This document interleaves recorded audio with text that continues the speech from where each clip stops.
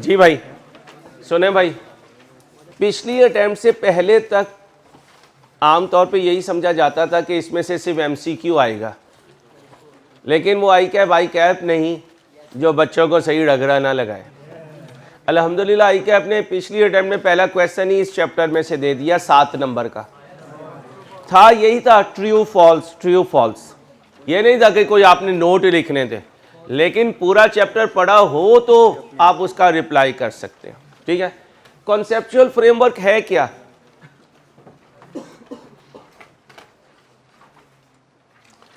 आप जब घर से आ रहे थे तो अम्मा ने आपको सर्दियों की 1-2 आइटम बना के दी और क्या कहा, बड़ा जालिम टीचर है तेरा, बहुत पढ़ाता है, तो मेरे बच्चे शाम में जब तू थक जाए मेरे लाल, तो उसने तो बाज नहीं आना पढ़ाने से, तो ये खा लिया करी।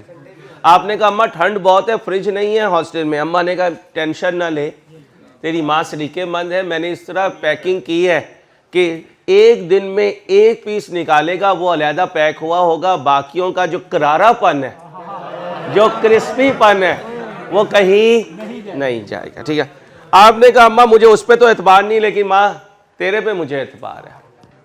अम्मा ने आगे से क्या कहा, तेरा अब्बा भी यही कहता है, मुझे अपनी अम्मा पे एतबार है, इस पे एतबार नहीं है। तो ये चेन चलती है, इंसान को अपनी माँ के आगे ना किसी का खाना अच्छा लगता है, ना किसी का सलीका अच्छा लगता है। ये हकीकत है, ये ऐसी ही रहेगी। ठीक है बच्चों, किसी की माँ की बात करो, इसकी खाला पहले आ जाती है। हाँ बता यार, जरा देखें जल्दी से, हाफिज शबाज से कहना है जी। अब सुने भाई, ये एक पैकेट है, बॉक्स है, ठीक है, इस बॉक्स को खोला कि इसके अंदर चॉकलेट होगी, तो पता चला एक और आगे लॉक लगा हुआ है। फिर उस लॉक को खोला, उस लॉक के खोलने से पहले एक स्लिप लगी हुई है कि मैं इसलिए यहां पर हूं ताकि बता सकूं इसके अंदर जो चीजें हैं उनको आपने कैसे यूज करना है, यानी सेफ्टी पैकिंग। क्या आईएएस कौन है? जो स्टैंडर्ड्स प्रिपेयर करता है। स्टैंडर्ड प्रिपेयर करने से पहले उसने अपना एक लाइन ऑफ एक्शन बनाया, जिसे उसने कहा कॉन्सेप्चुअल फ्रेमवर्क। क्या?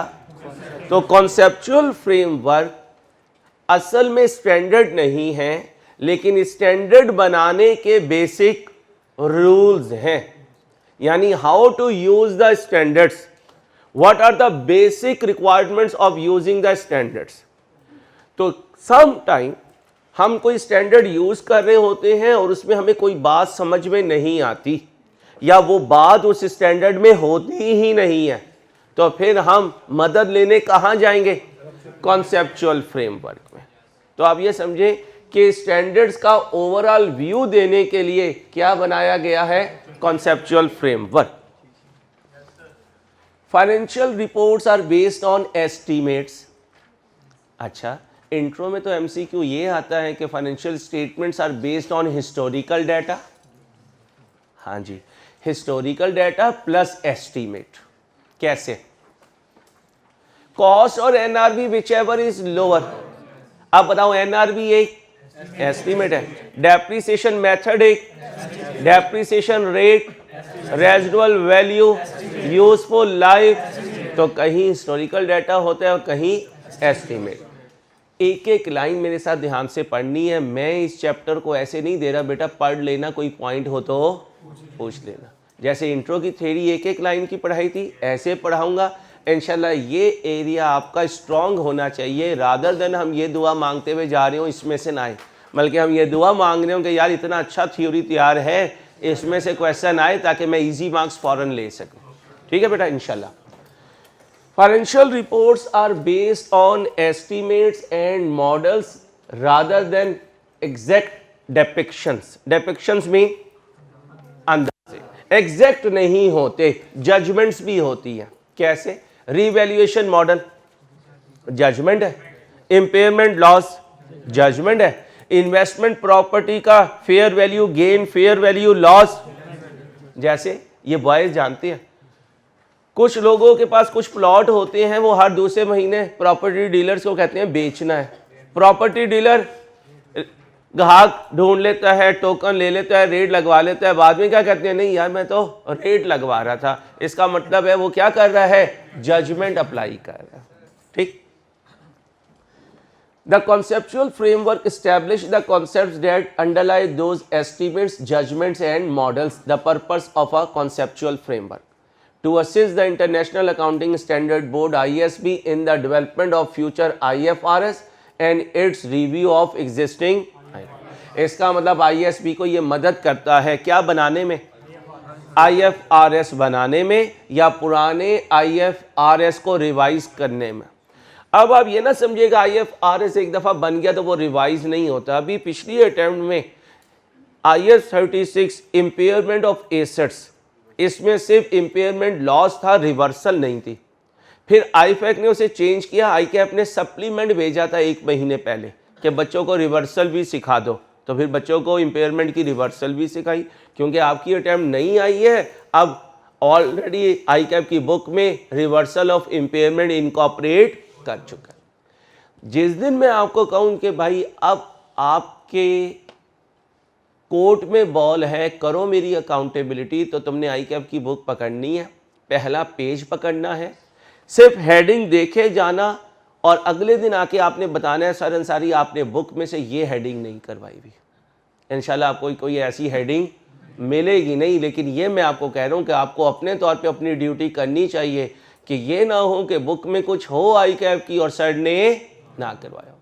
और कोई टीचर कहे मैंने तुझे वो करवाया ये नहीं करवाया तो क्या हुआ, तो आपने कहना है सर वो जो करवाया ना उस पर आपको मैं दुआ दूंगा, लेकिन जो ICAP में मौजूद है ये एटलीस्ट करवाना आपकी जिम्मेदारी है। तो सिर्फ मेरी नहीं, हर टीचर की आपने ये रिस्पेक्टफुली अकाउंटेबिलिटी करनी है, रिस्पेक्टफुली कि सर काइंडली मेरी ये अटैम्प्ट है, खुदा ना खास्ता इस हेडिंग में से क्वेश्चन आ गया तो आप मुझे या रिटर्न दे दीजिए कि इसमें से नहीं आएगा। और नोट कीजिएगा कोई टीचर रिटर्न नहीं देगा, वो क्या कहेगा कभी नहीं आया, नहीं आएगा। भाई जो कभी नहीं आया वो आ सकता है, पिछली दफ़ा इसमें से 7 नंबर आए हैं, कभी नहीं आए थे, कभी नहीं आए थे। तो अब ये टाइम है आखिरी 15 दिन अपने आप को देखें कि बुक की कोई हेडिंग टीचर ने छोड़ी भी तो नहीं है। पता चले बाद में पेपर के करीब आपको पता चले वो हो 3 पेजेस छोटे में इसमें से क्वेश्चन आ सकता है और वो समझ भी नहीं आए घर बैठ के। अभी टीचर मौजूद हैं, स्क्रीन पर हैं, क्लास में आप रिस्पेक्टफुली बात कर सकते हैं। समझ आ गई बात? तो सब टीचर से आपने रिस्पेक्टफुली ये लेना है। कोशिश होगी कि इंशाल्लाह टीचर खुद करें, अगर कोई कमी है तो आप टीचर से डिस्कस कर सकते हैं। To assist the ISB in promoting harmonisation of regulation. What do mean by harmony? Harmony कैसे कहते हैं? मैच करना। बुक पे लिखें भाई साहब, बुक पे नोट्स बनाएं। रेगुलेशंस की सीक्वेंस या फ्रीक्वेंसी सेट करना, मैच करना, आपस में कॉन्फ्लिक्ट ना आ रहे हो। ये ना हो एक स्टैंडर्ड एक आइटम की कोई और ट्रीटमेंट बता रहा हो, दूसरे स्टैंडर्ड में जाएं तो उसकी ट्रीटमेंट पहली वाली ट्रीटमेंट से कॉन्फ्लिक्ट कर रही हो।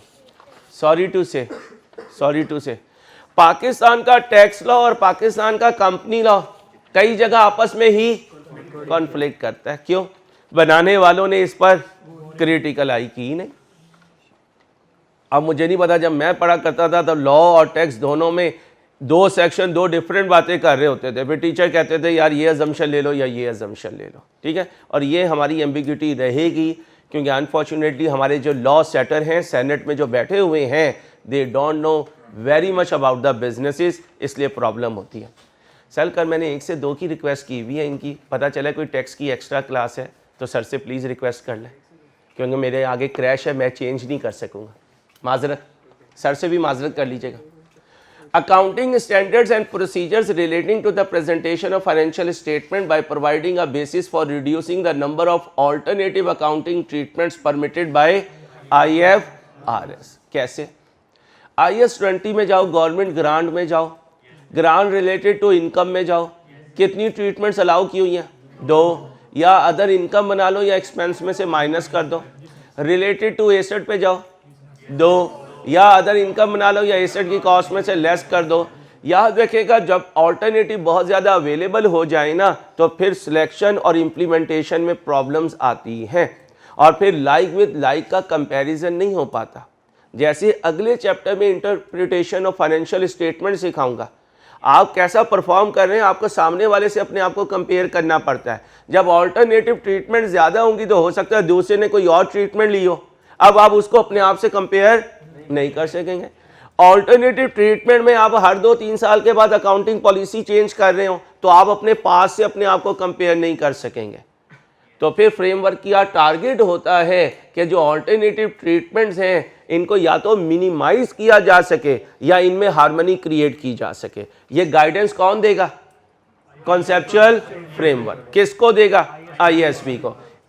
हर लाइन में एक MCQ है, हर लाइन में एक MCQ है। यहां बैठा बच्चा या बच्ची अगर 1 मिनट के लिए किसी और सोच में गए, जब वापस आएंगे तो वो MCQ जा चुका होगा। और 100 है, 100 है, 49 वाले से पूछो, उससे पूछो एक का दर्द। ठीक है, इसलिए प्लीज़ किसी के दर्द से फ़ायदा उठा लो, उसके तजर्बे से फ़ायदा उठा लो, बजाय इसके कि खुदा ना खास्ता हम किसी को कह रहे हो एक का दर्द मेरे से पूछ, एक का दर्द मेरे से पूछ। अल्लाह करे ये वक्त ना आए कि आप कभी इस तरह के हालात में जाएं। ठीक है, अपने आप को ऐसी तैयारी में लेके जाएं कि 70 से ऊपर फॉल कर रहे हो और आपको ये फिक्र ना हो यार 1 से ऊपर जा सकता हूँ 1 से नीचे जा सकता हूँ। ठीक है, शाबाश। जी भाई क्या कह रहे हैं? To assist national standard setting bodies in developing national standard. जी भाई, कल हम NPO का स्टैंडर्ड कर रहे थे, किसने बनाया था? ICAP ने। तो ICAP पाकिस्तान की नेशनल स्टैंडर्ड सेटिंग बॉडी है। ठीक है, आगे। To assist preparers of financial statement in applying IFRS and in dealing with topics that have yet to form the subject of an IFRS। जो फाइनेंशियल स्टेटमेंट्स के बनाने वाले हैं CFOs, CEOs, उनको गाइडेंस मिलती है फ्रेमवर्क से कि IFRS उन्होंने कैसे अप्लाई करना है। क्योंकि IFRS रूल का नाम है, रूल की एप्लीकेशन प्रैक्टिकली फिगर्स में ट्रांसफर करने का नाम है और इसके लिए एक्सपर्टीज की जरूरत होती है। इसलिए किसी भी ऑर्गेनाइजेशन के टॉप लेवल सीट पर कौन बैठा हुआ है? चार्टर्ड अकाउंटेंट, क्योंकि वो IFRS को दुनिया में सबसे अच्छा इंप्लीमेंट कर सकता है। तो स्टैंडर्ड्स पे इतनी ग्रिप होनी चाहिए कि वो जो 5 बुक्स हैं वो तुम्हारे जहन में चलती फिरती डिलीवरी बॉय होना चाहिए। चलता फिरता वो होता है ना, आजकल वो ऑटो रिक्शे पे उन्होंने रेस्टोरेंट लगाया हुआ होता है, कहीं पे भी रुक जाते हैं और वहाँ पर वो सर्विस देना शुरू कर देते हैं। तो चार्टर्ड अकाउंटेंट ऐसा होता है, वो ये नहीं कहता ले यार बुक देखता हूँ क्या है। FR1 पढ़ लो तो पूरा FR1 दिमाग में हो, पूरा इंट्रो दिमाग में हो, FR2 में सुकून रहेगा। जब टीचर कहेगा फला स्टैंडर्ड में पढ़ा था, तुम कहोगे हाँ पढ़ा था, मुझे पता है। और अगर नहीं याद होगा तो क्या कहोगे? हाँ कुछ याद है, अंसारी था, कुछ बोला करता था, लेकिन पता नहीं क्या बोलता था वो। आओ इधर जहाजो। जी मेरे जहाजो।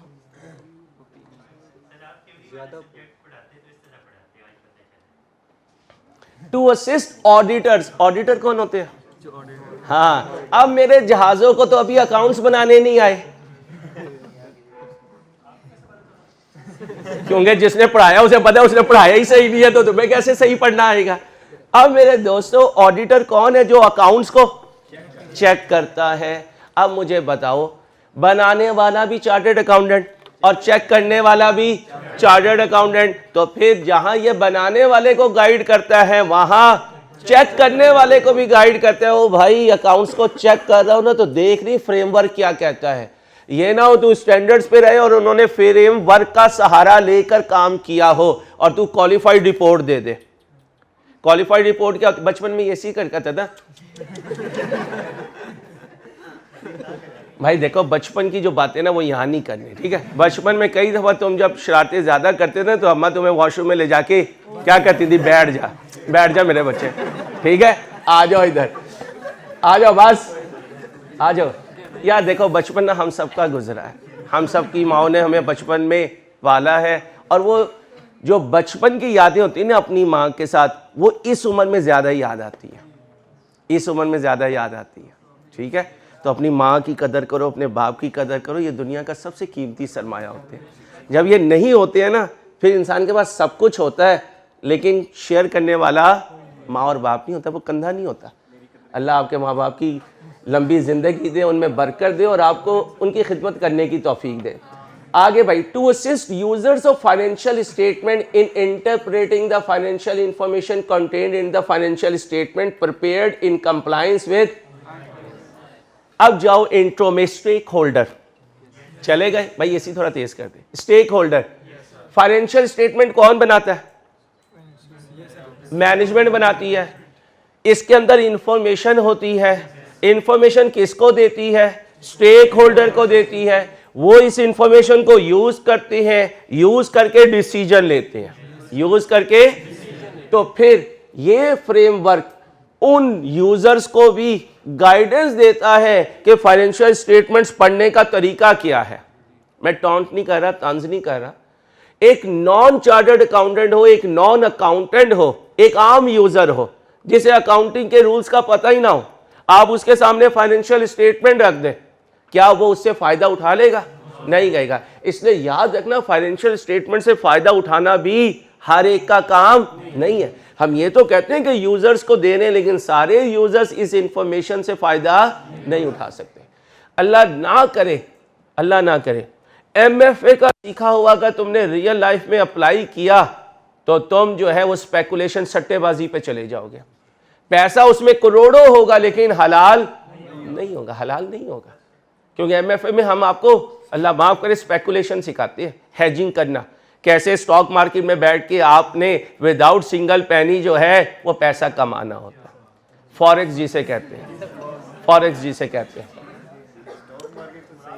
बस बस इसे मेरे से ना इंटरव्यू करें, उलमा इकराम से पूछें, बस बस। इधर भाई please, to provide those who are interested in the work of the IASB with information its approach to the formulation of IFRS। तुम्हारे अंदर शक्लें तो मुझे नजर नहीं आ रही, लेकिन फिर भी मैं अज्यूम करता हूं कि तुम में से कोई एक ऐसा पढ़ाकू, दीवाना, पागल बच्चा या बच्ची है जिसका दिल चाहता है कि काश कभी स्टैंडर्ड बनाने में मैं भी हिस्सा डालूं। ठीक है, मुझे पता तुमने क्वालिफाई करके किताबों को कहने खबरदार नजर आई तो, खबरदार नजर आई तो, खबरदार नजर आई तो। लेट्स से कि इनमें से ये मेरा नमूना क्या है, ये कहता है कि सर मैंने रिसर्च करनी है, तो ये क्या करेगा? यार पढ़ाने दो यार, चलो पहले बातें कर लो, शाबाश। ऐसे में थ्योरी नहीं होगी, फिर मैं दूसरी तरीके से थ्योरी पढ़ा देता हूँ। वैसे पढ़नी है तो बहुत अच्छी आएगी, बस ये होगा पेपर नहीं सॉल्व होगा। फिर प्लीज़ यार, हर बात में मजाक करो कि भी पढ़ा नहीं सकूंगा, ठीक है? इसलिए आपकी थ्योरी हल्की रह जाती है, लॉज आपके हल्के रह जाते हैं, ऑडिट हल्का रह जाता है, क्योंकि वहाँ टीचर के साथ बातें करते रहते होगे, वो टीचर बेचारा चुप करवाता रहता होगा, आप कहते हो कि यार मज़ा आ रहा है। तो ज़्यादा मज़े ना लें, प्लीज़ इधर फोकस करें। अब ये क्वालिफाई कर गया, क्वालिफाई करके FCA बन गया, FCA बन के इसने ICAP के साथ डील की कि ICAP आप हमारी नेशनल स्टैंडर्ड सेटिंग बॉडी हैं, IFAC आपसे भी मेंबर्स मांगता होगा, आप प्लीज़ मेरा नाम रिकमेंड कर दीजिए, मैं इंटरेस्टेड हूं उनकी टीम को ज्वाइन करने के लिए। अगर आपके क्राइटेरिया मीट हो गया तो IFAC आपको अपना मेंबर बना लेगा और स्टैंडर्ड सेटिंग में वो आपसे इनपुट लेगा। जब वो इनपुट लेगा तो आप क्या बन जाएंगे? To provide those who are interested in the work of the IASB। फिर कॉन्सेप्चुअल फ्रेमवर्क आपको भी गाइड करेगा। जब IFAC आपसे मांगा करेगा यार इस पे जरा कोई रिपोर्ट बना के लाएं, तो बेसिक रूट्स कहां से उठाया करोगे? कॉन्सेप्चुअल फ्रेमवर्क से। Contents of conceptual framework, conceptual framework में क्या क्या लिखा हुआ है? चैप्टर नंबर 1 पढ़ो जी। 2, 3, 4, 5, 6, 7, 8। शुक्र मेरे अल्लाह का इसकी डिटेल तुम्हारे सिलेबस में नहीं है, शुक्र मेरे अल्लाह का। बस तुम्हें नहीं याद रखना है कि टोटल इसके कितने चैप्टर्स हैं? 8 है। जब तुम स्टैंडर्ड्स में स्पेशलाइजेशन करना चाहोगे तो फिर वो आपको कहेंगे चलो आओ भाई अब ये तुम्हारे सिलेबस में शामिल है।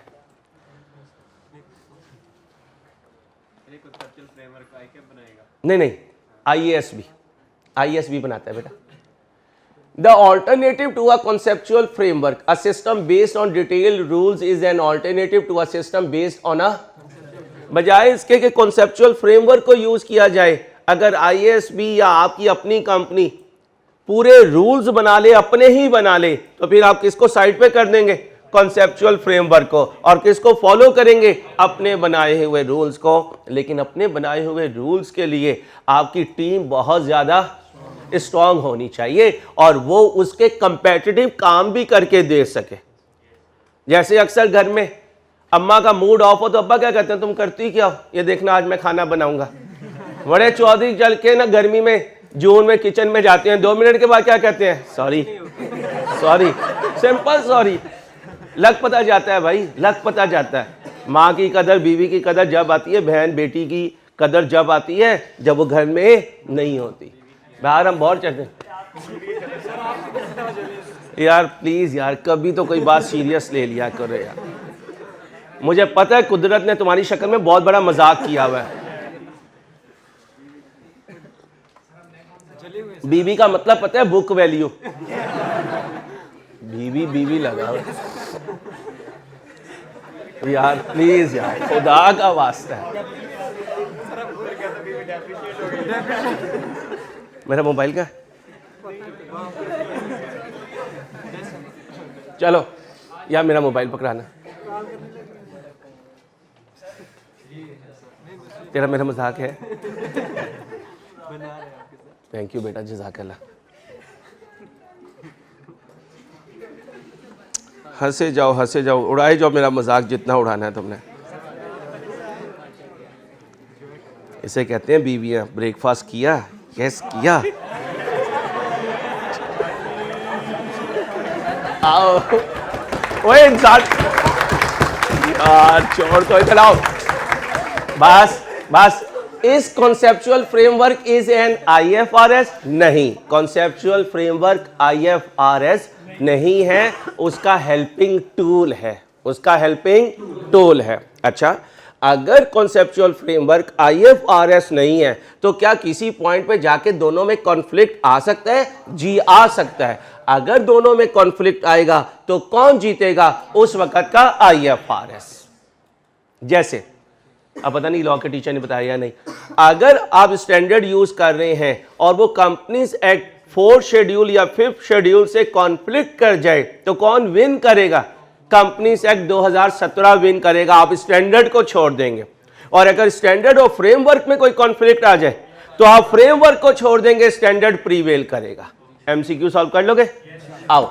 The conceptual framework is not an IFRS and nothing in the conceptual framework overrides any specific. On very rare occasion, there may be a conflict between conceptual framework and an IFRS. In those cases, the requirement of IFRS prevail over those of the. अभी तक जो बताया इसमें कोई confusion तो नहीं? कोई MCQ आया तो कर लोगे? अच्छा, अब करने के बाद तुमने इसको पेपर से 1 वीक पहले उठाना है, उससे पहले नहीं उठाना। क्यों? फिर भूल जाओगे। कॉन्सेप्ट अभी समझ लो, बुक पे छोटे छोटे नोट्स बनाते रहो ताकि जब 1 वीक रह जाए तो उस वक्त इसको तैयार करना, और ये हमारे लिए इंशाल्लाह बोनस साबित होना चाहिए। ठीक है? रूल को बनाने के रूल, रूल को बनाने के रूल। जैसे आप चार्टर्ड अकाउंटेंट बनेंगे तो मैं चार्टर्ड अकाउंटेंट बनाने की मशीन हूं।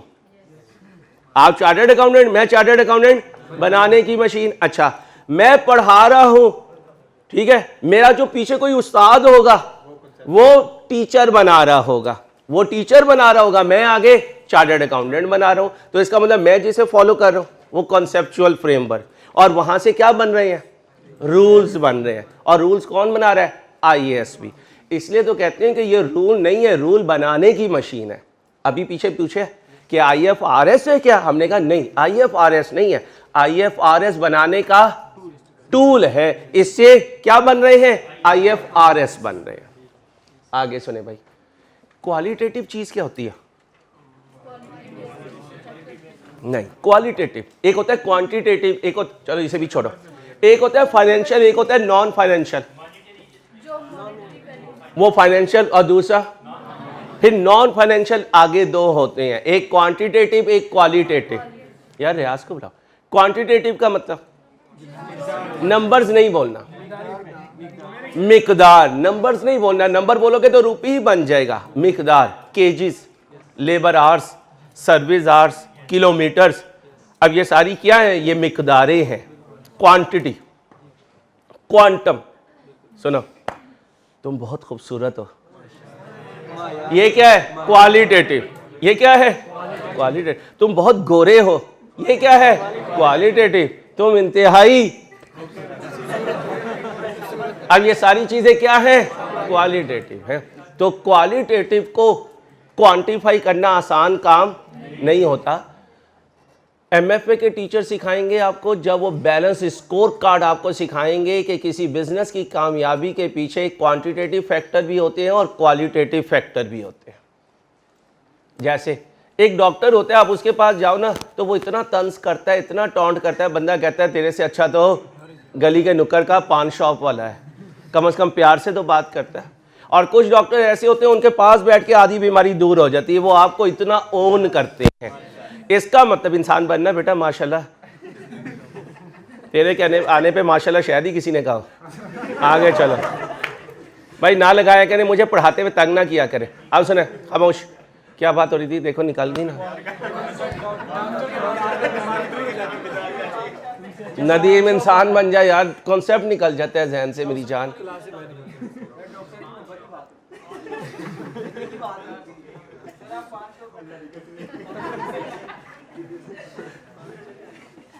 वो 500 वाला वाकया सुनाया था? सुनाया होगा, नहीं सुनाया था? इसी तरह सर्दियां थी, मैं और मेरी मिसेस निकले कि चल यार लेमन मार्ट पी के आते हैं। वाबड़ा टाउन में हम चले गए, तो मैंने उसके कोल्ड कॉर्नर से ना 2 लेमन मार्ट उसके फ्रिज में से निकाल लिए। तो सामने जो है ना, मुझे कुछ डब्बियाँ रखी हुई नज़र आई, उन पर ना इलायची की तस्वीर बनी हुई थी। मैंने कहा यार माउथ वॉशर होगा, या ये जो अक्सर होती है ना सिल्वर कलर की इलायची पर उन्होंने सिल्वर कोटिंग की हुई होती है, तो मैंने कहा ये चीज़ होगी। मैंने कहा वो दे दो। उसने कहा क्या? मैंने कहा वो दे दो।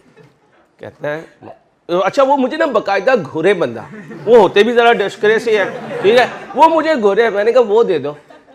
खैर उसने वो मुझे दे दिया। अब मेरी आदत नहीं है कि बिल का पूछूं, तो उसने मुझे बताया ये पैसे, मैंने उसे नोट दिया, वापस ले आया, मैंने लाके घर रख दिया। अब जब घर में आया, मैंने कहा यार लेमन मार्ट तो पी लिया, ये तो डब्बी तो खोल ज़रा। और उसने डब्बी खोली, वो मुझे घूरे, कुछ अक्ल करो ये है क्या? मैंने कहा 2 तू ले, 2 मुझे दे। ऐसे ही अपनी धुन में मगन। अब घर वाली मेरे से जरा ज़्यादा समझदार है, कहती है पता भी है क्या? वो पागल। मैंने कहा बहुत बेहतरीन चीज़ है, कुछ टेंशन ना ले। अच्छा, जब किसी घरवाली ने समझाना हो ना अपने हस्बैंड को, तो वो बड़े तरीके से समझाती है। उसने डब्बी खोली और मेरे आगे की वो नस्वार की गोलियां थी। अब वो खोल चुकी थी डब्बी। उसने कहा अब इसका क्या करना है? मैंने कहा कोशिश करूंगा कि वो वापस कर ले। फिर मैं अगले दिन, जब हम 1-2 दिन के बाद गए, मैंने जेब में डाली। मैंने कहा पूछता हूँ। कह रहा सर मैं समझ रहा था कि यार आप मेरे पास अक्सर आते हैं, ये चीज़ आपके मतलब की नहीं है। जब आपने बार बार जिद की वो दे, तो मैंने भी कहा ले ले फिर यार। तो इसलिए भाई कोई भी चीज़ लिया करे ना, ज़रा ध्यान से देख लिया करे क्या है। आगे आओ, बस। Qualitative characteristics of useful financial information. Financial information useful हो, ये कैरेक्टरिस्टिक होनी चाहिए। Number 1, if financial information is to be useful, it must be relevant and faithfully represent what it purports to represent.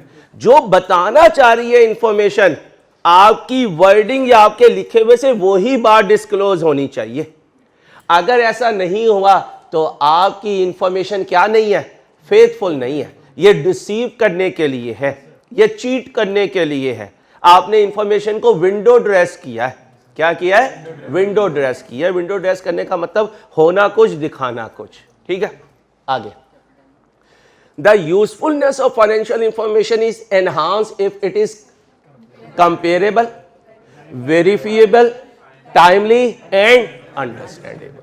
Comparable का मतलब आप किसी दूसरी company से या दूसरे पिछले पीरियड से इसे कंपेयर कर सके। वेरिफिएबल, सोर्स स्ट्रांग होना चाहिए। अब तो नहीं आते या शायद आते हो, दोपहर के अखबार आया करते थे, उसमें रोज जो है ना इंडिया से जंग हुआ करती थी, रोज प्राइम मिनिस्टर तब्दील हुआ करते थे, इसलिए दोपहर के अखबार पे लोग रिलाय नहीं करते थे, जंग पे करते थे या नवाए वक्त पे करते थे। इसका मतलब इनकी वेरिएबिलिटी ज़्यादा है जंग वगैरह की, ठीक है। आज कोई अनाउंस करे राइस में 1 हफ्ते की छुट्टियां हो रही हैं, तो तुम किसी मेन सोर्स के पास जाके कहोगे भाई बताओ छुट्टियां हो भी रही हैं या नहीं हो रही हैं, और उस बात की वेरिफिकेशन हो सकती हुई तो तुम रिलाय करोगे, और अगर नहीं हो सकती हुई तो ऐसी इंफॉर्मेशन कभी भी फ्रूटफुल नहीं होगी। टाइमली का मतलब पीटीवी, पीटीवी पीटीवी पीटीवी में क्या होता है, सर्दी आके चली जाती है, पीटीवी वाले कहते हैं हम एक्सपेक्ट कर रहे हैं कि बारिश होगी, और बारिश उससे एक दिन पहले हो चुकी होती है। तो इसका मतलब क्या नहीं है, पीटीवी की रिपोर्ट टाइमली नहीं होती। अंडरस्टैंडेबल, समझ भी आनी चाहिए। मसलन तुम फाइनेंशियल स्टेटमेंट्स मेडिकल लैंग्वेज में लिख दो, नहीं समझ आएगी ना बेटा। अच्छा, किसी न्यूरो सर्जन को फाइनेंशियल स्टेटमेंट्स की statement of changes in equity पढ़ाओ और उसे कहो यार तू बड़ा पढ़ा लिखा आदमी है, तो दिमागों के ऑपरेशन करता है, जरा दिमाग तो लगा, तो वो क्या कहेगा, अब तो मेरा अपना दिमाग लगा। और आप मुझे जाके किसी ऑपरेशन थिएटर में खड़ा कर दें और वहां दिल का ओपन हार्ट सर्जरी हो रही हो और क्या कहे लगाई तारे अंसारी, तो नहीं लगा सकूंगा ना, क्योंकि मेरी लाइन नहीं है। इसका मतलब है, प्लीज प्लीज, अंडरस्टैंडेबल का मतलब रिपोर्ट ऐसे बनाओ कि यूजर को समझ आ सके।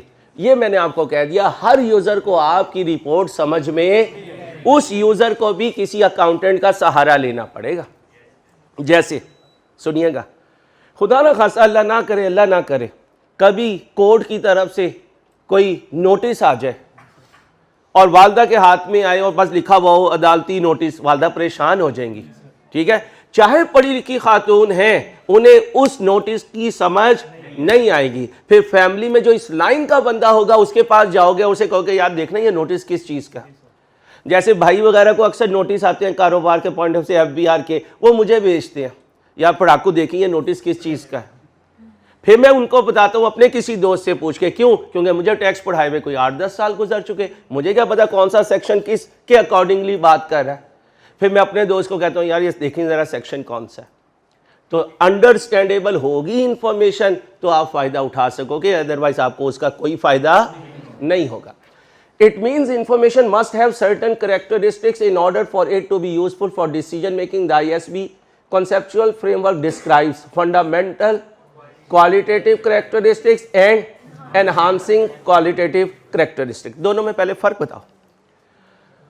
इसका मतलब है बुनियादी कितनी होनी चाहिए और कौन सी एडिशनल होंगी तो क्वालिटी बढ़ जाएगी। जैसे मैं अपने टीचर्स को कहता हूं कि क्लासेस में मिनिमम इतना जरूर पढ़ाओ जितना ICAP की बुक्स में है, तो ये फंडामेंटल हो गया। फिर teacher to teacher pass paper की प्रैक्टिस वेरी करती है। मेरी कोशिश होती है राइस की सारी बुक आखिरी दिन तक तुम तक पहुंच जाए, तो मैं क्या करना चाहता हूं, मैं एनहांस करना चाह रहा हूं। तो आपने अपने टीचर पे रहना है कि ये मिनिमम है, एनहांस कर दे तो उसकी मेहरबानी है, ठीक है। Fundamental qualitative characteristics, the fundamental qualitative characteristics are relevance and faithful representation. Book से पढ़ो फिर एक्सप्लेन करूंगा। जो आपने वेरिफिएबल बताया उसका जो भी इंफॉर्मेशन नहीं, उसका मतलब ये है कि ट्रेल होनी चाहिए। अभी आपने अच्छा भाई पॉलिटिक्स की बात नहीं करनी, मैं सिर्फ एग्जांपल दे रहा हूँ। अभी आपने देखा पिछले दिनों जियो पे वो शहजादा क्या नाम, शाहजेब खान, उसने एक प्रोग्राम किया। PTI वालों ने कहा कि हम आप पर हत्या की इज्जत का दावा करेंगे, केस करेंगे।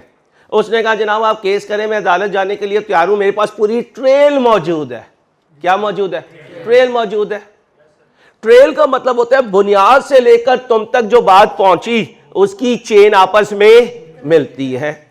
मरियम बाजी ने कई दफा डॉक्यूमेंट्स दिए, अदालत में ठप्पा लगा, ठप्पा उनके घर का था, ठीक है। इसका मतलब क्या मौजूद नहीं था? ट्रेल मौजूद नहीं थी। अक्सर सियासतदान जब नैब के हाथ आती हैं और नैब उनसे क्या मांगता है, मनी ट्रेल मांगता है, तो समटाइम वो मैच नहीं होती। इसलिए पढ़ा लिखा आदमी जो कमाता है वो कोशिश करता है कि ऑन बुक्स भी वही हो ताकि किसी दिन भी परेशानी से बच सके। इसे कहते हैं ऑडिट ट्रेल। अच्छा, जब तुम ऑडिट के पेपर में जाओगे तो बैलेंस शीट नजर आ रही होगी, तुम ऑडिट करना शुरू करोगे, बैलेंस शीट से पीछे आओगे इनकम स्टेटमेंट, उससे पीछे ट्रायल, फिर लेजर, फिर जर्नल, जर्नल्स के नीचे इनवाइस, इनवाइस के साथ सपोर्टिंग डॉक्यूमेंट, इनवाइस के साथ सपोर्टिंग डॉक्यूमेंट। इसे कहते हैं ऑडिट ट्रेल। तो जो इंफॉर्मेशन आप लोगों को दे रहे हो उसकी पूरी ट्रेल है। अगर मेरे जैसा आम आदमी उसको वेरीफाई करना चाहे तो वो रूट्स पे जा सकता है। क्या दरमियान में से चेन टूट तो नहीं जाएगी? अगर टूट जाएगी तो वेरीफाई नहीं हो सकेगी। क्लियर नदीम भाई? आगे पढ़े।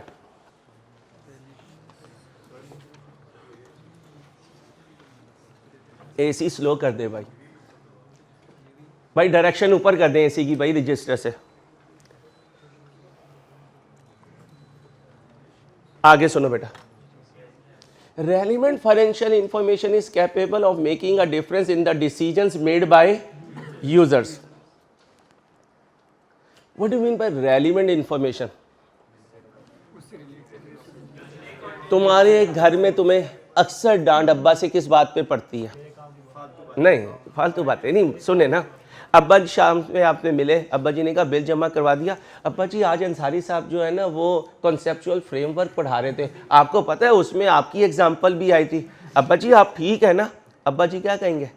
जो मैं पूछ रहा हूँ उसको आज जवाब दे। क्या लिखा हुआ है? Relevant financial information. जिस एरिया की बात कर रहे हो इंफॉर्मेशन उसके रेलिवेंट होनी चाहिए। जैसे आपने नोट बनाए, बैलेंस शीट में पीपीई की WDV आ रही थी, वहां आपने लिखा नोट नंबर 19, तो आगे किसका डाटा होना चाहिए 19 नंबर पे? पीपीई का डाटा होना चाहिए। अगर पीपीई का डाटा ना हुआ तो फिर आप क्या दे रहे हो? इररेलेवेंट इंफॉर्मेशन दे रहे हो। पढ़े। Relevant information is capable of making a difference in the decisions made by users. Information may be capable of making a difference in a decision even if some users choose not to take advantage of it or are already aware of it from other sources. याद रखिएगा, information वो होती है जो तुम्हारी सोच में additional point लेकर आए, चाहे तुम उस पॉइंट को आगे इस्तेमाल करो या ना करो। और अगर आने वाली बात ये चीज क्रिएट नहीं कर रही तो जो कुछ तुम्हारे पास आया है वो डाटा है, वो इंफॉर्मेशन नहीं है। पढ़ो इस कॉन्टेक्स्ट में, मेरे भोले हुए को यहां पढ़ो। Information may be capable of making a difference in a even if some users choose not to take advantage of it or are already aware of it from other sources. Information है ही वो जो मेरे decision पर affect डाल सके, जो मेरे decision पर कोई अफेक्ट नहीं दे रही। जहां मैं पहले खड़ा था इस बात के पता चलने के बाद भी मेरी सोच वहीं पर है, तो इस बात ने मेरे डिसीजन पर कोई इंपैक्ट नहीं डाला। वो मेरी मर्जी है कि मैं डिसीजन चेंज करूं या ना करूं। काम की बात। The relevance of information is affected by it's materiality. अब सुन लें मटीरियलिटी क्या होती है। जब तुम ऑडिटर बन जाओगे इंशाल्लाह, तो ऑडिटर जब अकाउंट्स चेक करता है तो वो एक रिपोर्ट बना के देता है। उस रिपोर्ट में वो लिखता है कि मेरी प्रूडेंस ये कहती है कि इन फाइनेंशियल स्टेटमेंट्स को मटीरियली मिस स्टेट नहीं किया गया। यानी कुछ एरर इसमें हो सकती हैं लेकिन मटीरियल एरर भी नहीं है और मटीरियल फ्रॉड भी नहीं है। अब आपने कहा सर मटीरियलिटी किसे कहते हैं? वो आइटम जो तुम्हारे डिसीजन को अनअफेक्टेड रखे वो इममटीरियल, और जो अफेक्ट कर दे वो मटीरियल। जैसे या तो मटीरियलिटी वैल्यू के हिसाब से होगी या उसूल के हिसाब से होगी। जैसे ये चार्टर्ड अकाउंटेंट इनके ऑनर ने इन्हें कहा कि यार ये ट्रीटमेंट तूने इस तरह कर देनी है, 50 रुपए का फर्क आएगा। अमाउंट क्या है? इममटीरियल है, लेकिन बात किसकी है? उसूल की। किसकी है? उसूल की। अब बताओ ये 50 मटेरियल इमटेरियल, ये मटेरियल है क्यों? क्योंकि इससे प्रिंसिपल ब्रेक हो रहा है। इससे क्या हो रहा है? कैसे? ये एक बिजनेस है, इनका बैंक में 50,000 पड़ा हुआ है और 55,000 इन्होंने बैंक ओडी लिया हुआ है। अब IAS 1 क्या कहता है? 50,000 को एसेट में लिखो, 55,000 को लाइबिलिटी में लिखो। अगर ये 5,000 नेट करके सिर्फ लाइबिलिटी लिख दें तो टेक्निकली गलत, लेकिन प्रिंसिपली गलत है, क्योंकि सिर्फ आपको एक चीज की नेटिंग करने की इजाजत है और वो है कॉन्ट्राएंटी डेटर और क्रेडिटर की। तो कह सकता हूं इन्होंने मटेरियल मिस्टेक की। अब कोई कहे यार 5,000 क्या वैल्यू है? 5,000 की बात नहीं है, बात उसूल की है। इसने IAS 1 ब्रेक किया। इसने क्या ब्रेक किया है? IAS 1 ब्रेक किया, जो कहता है प्रेजेंटेशन ऑफ फाइनेंशियल स्टेटमेंट। जाओ गवर्नमेंट, कुछ ज्यादा थ्योरी एक्सप्लेन नहीं कर रहा मैं। आप सुनो, गवर्नमेंट ग्रांट याद है? डेफर्ड ग्रांट याद है? बैलेंस शीट डेट याद है? उसका करंट और नॉन करंट पोर्शन याद है? अगर मैं ना करूं तो टेक्निकली बैलेंस शीट पे कोई फर्क नहीं पड़ा, लेकिन प्रिंसिपली गलत हो गया, क्योंकि IAS 1 ने क्या कहा था? 12 महीने को करंट में रखो, 12 से ज्यादा को। इसे कहते हैं materiality with respect to principle. क्या? अब नाराज नहीं होना, स्टूडेंट आदमी हो, 100-150 रोज का खाने का रखा हुआ होता है तुमने, ठीक है? तुम गए गोगे के रेस्टोरेंट पे, लाले के रेस्टोरेंट पे, जानते हैं मरकन मार्केट के करीब जो रहते हैं। अब वहाँ पे जाके वेटर ने पूरा ऑर्डर दिया, ऑर्डर करके बिल बना 95, तुमने 500 का नोट दिया, उसने कहा बाकी मैं रख लूँ, तो उसने कहा मुझे भी तू ही रख ले फिर, क्योंकि इसमें मैंने ये पूरा अपना हफ्ता गुजारना है। लेकिन जब इंशाल्लाह चार्टर्ड अकाउंटेंट बन जाओगे, अल्लाह तुम्हें नमाजेगा और दिल भी दे। अल्लाह नवाजना एक चीज़ होता है और खर्च करना दूसरी चीज़। अल्लाह तुम्हें दे भी और खर्च करने वाला दिल भी दे। तो हो सकता है सम टाइम वेटर से 95 का खा के उसे 500 दे दोगे, बाकी तू रख ले। ठीक है भाई? इसका मतलब है कि आज के हालात में 400 रुपए तुम्हारे लिए मटेरियल है और उस जमाने में इमटेरियल होंगे। जरदारी भाई 500 का नोट कहीं भूल जाए, गिर जाए, तो हो सकता है ना उठाएं उनके लिए, और हमारा गिर जाए तो हम लेट जाएंगे, हम ही लेट जाएंगे। भाई 500 दे, फिर जाना है मैंने। ठीक है भाई? तो मटेरियलिटी डिपेंड करती है कि आपकी बैलेंस शीट का क्वांटम कितना है। नेस्ले की बैलेंस शीट जो है वो बिलियंस में होती है, ट्रिलियंस में होती है। उसके सामने 50,000, 60,000, 2, 5, 10 लाख कोई वैल्यू, ये इमटेरियल है। राइस की बैलेंस शीट में 15 लाख मटेरियल है। मजाक ना करना, आगे आ जाओ। The relevance of information is affected by its materiality. Information is material if omitting it or misstating it could influence decisions that users make on the basis of, यही मैंने कहा था, हर वो आइटम मटेरियल है जिसकी मिस स्टेटमेंट आपके user के decision को चेंज कर दे। फेथफुल रिप्रेजेंटेशन पर यह आसान सी बात है, जो है वो शो कर दिया तो फेथफुल रिप्रेजेंटेशन है, उसे कहते हैं ट्रू एंड। और अगर जो है उससे आपने चेंज किया तो इसका मतलब आपने विंडो ड्रेसिंग की। क्या की? Financial reports represent economic phenomena in words and numbers to be useful. Financial information must not only represent relevant phenomena, but it must also faithfully represent the substance of the phenomena that it purports to represent. Although in many circumstances the substance of an economic phenomena and its legal form are the same, an accountant should be careful to identify when this might not be the same. Good. एक होता है economic reality, एक होती है legal reality. क्या कहा? और दूसरा क्या होता है? Legal reality.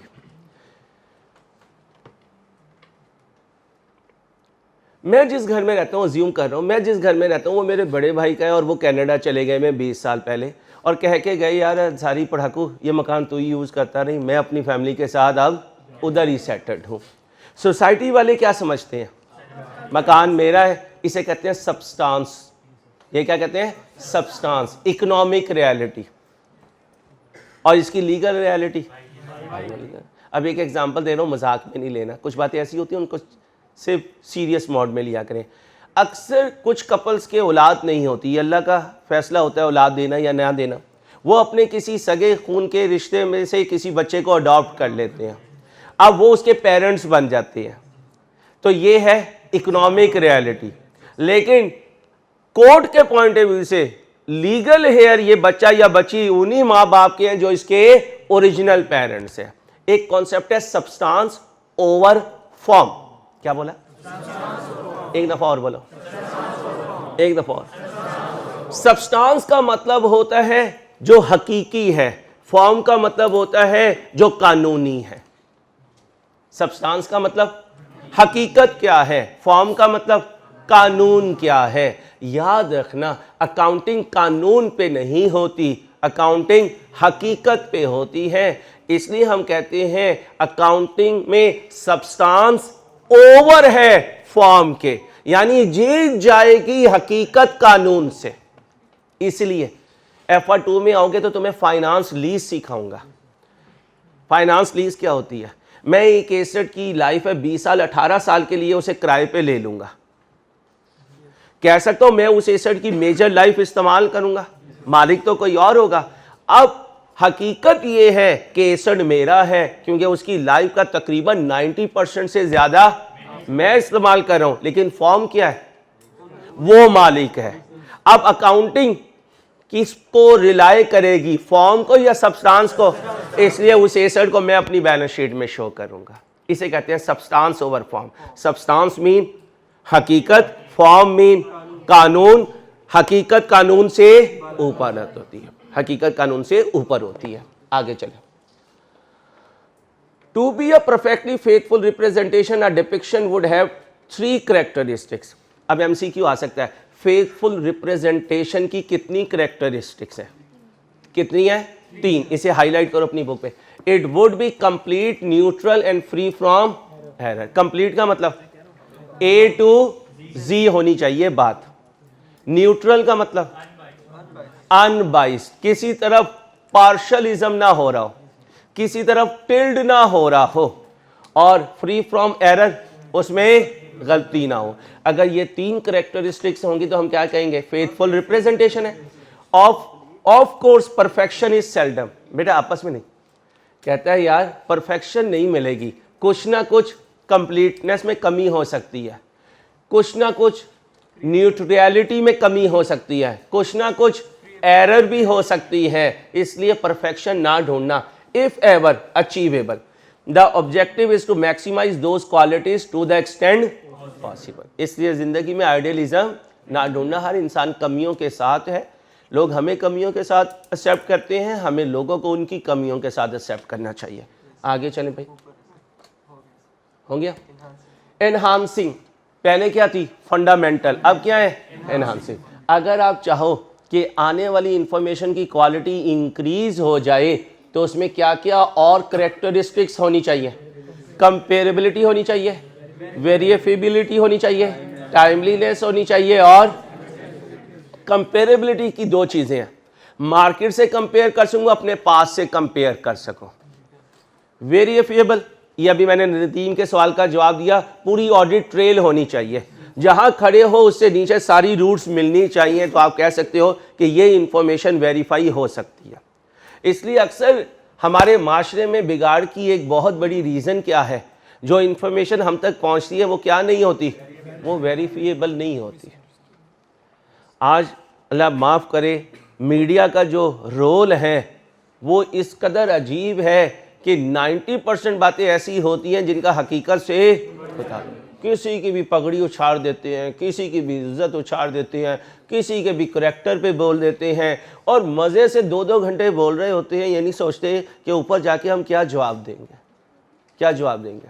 किसी की कमी पता लग भी जाए तो हमें चुप रहना चाहिए, क्योंकि वो अल्लाह और उसके बंदे का मामला है कि लोगों के किरदार, उनकी ज़िंदगियों को डिस्कस करना ये अच्छी बात नहीं होती। पर्दे डालेंगे तो माशरा सही होगा, पर्दे नहीं डालेंगे तो जैसे आज माशरा है इससे भी बुरी हालत में चला जाएगा। अल्लाह हमें समझ दे। मजाक अपनी जगह, लेकिन लोगों की कमियों को ना हम ढूंढें, लोगों की कमियों को ना ढूंढें। बेटा जो लोगों की कमियों को ढूंढता है ना, फरिश्ते उसकी कमी ढूंढने में लग जाते हैं। फिर अल्लाह उसे जब जलील करते हैं उसे समझ ही नहीं आता मेरे साथ हो क्या रहा है। अल्लाह हमें बचाए। इसलिए बेहतरीन जगह टीचर के लिए उसकी क्लास और स्टूडेंट के लिए उसकी क्लास है। आप नोट करें, हम यहाँ से जाते हैं, थके हुए जाके लेक्चर तैयार करते हैं, सो जाते हैं, हमें ना पता फैमिली में क्या पॉलिटिक्स हो रही, ना पता कि बाकी क्या हो रही। आप जो बच्चे पढ़ने वाले माशाल्लाह बैठे हुए हो, पूरा दिन क्लासेस यहाँ से छूटते हैं तो नोट्स के बाद नींद, सुबह को हॉस्टल में पानी नहीं होता, उसी तरह उठ के आ जाते हैं। आओ आगे, टाइमलीनेस का मतलब क्या है भाई? टाइमलीनेस का मतलब आप सुनो भाई, अभी देखो statement of changes in equity में फाइनल डिविडेंड पिछले साल का अगले साल, अगर यही डिविडेंड अगले साल के भी एंड में कहीं डिसाइड हो रहा हो तो आप क्या कहोगे? यार टाइमली नहीं है भाई, अब तो अगले साल की बात आ गई है। पाकिस्तान में अदालती केसेस ऐसे ही होते हैं। अच्छा, टैक्स की असेसमेंट्स, मेरा टैक्स कंसल्टेंट हर महीने मुझे कह देता है अंसारी साहब पिछले 7 साल पुराना केस जो है ना उसका नोटिस आ गया। और मैं कहता हूँ यार तूने कहा था फाइनल हो गया। सर मैं क्या कर सकता हूँ? अब उन्होंने नया पॉइंट निकाल लिया।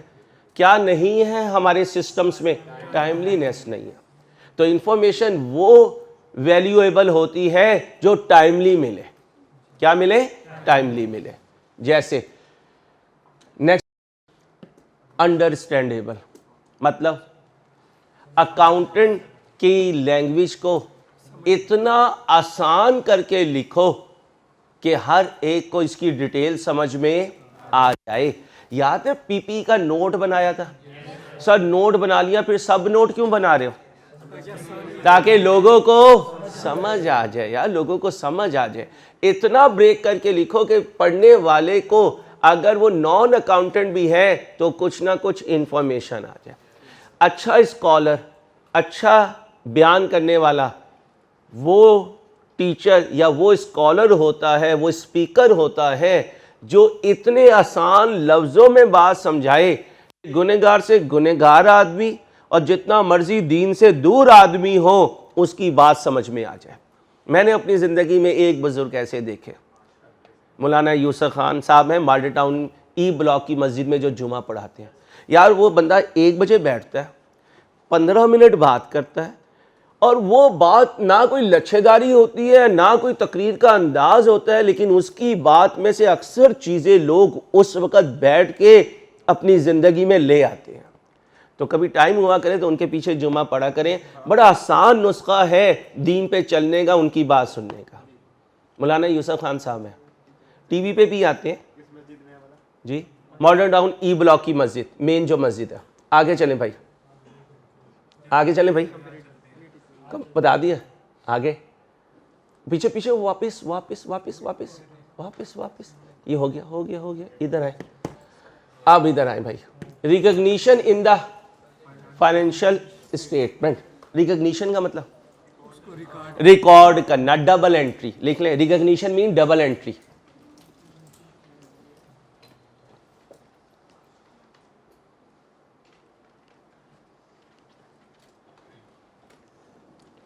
क्या कहते हैं? The element of financial statement, asset, liability, equity, income और expense should be recognised in the statement of financial position और in the statement of profit और loss when it meets the definition of an and also satisfies certain criteria for. ये आपको पता है। Recognition criteria का मतलब कब record करना है, इनिशियल मेजरमेंट कितने पे रिकॉर्ड करना है, subsequent measurement balance sheet date में क्या लिखना है। तो जब जिसका क्राइटेरिया मीट होता जाए उसे लिखते जाएंगे। जैसे इनकम क्या है, एसेट में इंक्रीज या लायबिलिटी में डिक्रीज। अगर ये हो रहा है तो क्या रिकॉर्ड कर लो? इनकम रिकॉर्ड कर लो। एक्सपेंस क्या है, डिक्रीज इन एसेट और इंक्रीज इन लायबिलिटी। अगर ये हो रहा है तो एक्सपेंस रिकॉर्ड कर लो। एसेट क्या है, when probable that economic benefits will flow to the entity and cost can be measured reliably, तो एसेट रिकॉर्ड कर लो। लायबिलिटी क्या है, प्रेजेंट ऑब्लिगेशन है due to some past events to pay someone in future. Consideration cash भी हो सकता है, बैंक भी हो सकता है। तो ये चीजें हमने इंट्रो में पढ़ी हुई हैं कि कब एसेट रिकॉर्ड करना है, कब लायबिलिटी, कब एक्सपेंस, कब इनकम। प्रोबेबिलिटी क्या होती है? सुने भाई, नहीं ये नहीं बोलना चांस। सुने, अकाउंटिंग में वर्ड बोला जाता है probable, not probable, remote. Probable, not probable, remote chance. Probable का मतलब है कि इस इवेंट के अकर होने का चांस 50% से ज्यादा है। मोस्ट लाइकली से नहीं कहते, मोस्ट लाइकली कहते हैं 80% से भी ज्यादा चांस। और लिख लो, मोस्ट लाइकली का मतलब 80% से ज्यादा चांस है। जल्दी करें, 80% से ज्यादा चांस है। प्रोबेबल 50% से ज्यादा चांस है। नॉट प्रोबेबल 50% से कम चांस है। रिमोट चांस 5 से 10%, 5 से 10%।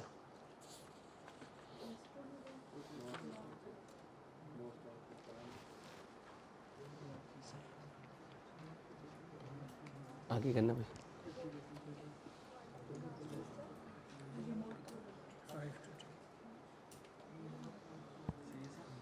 पीछे करें।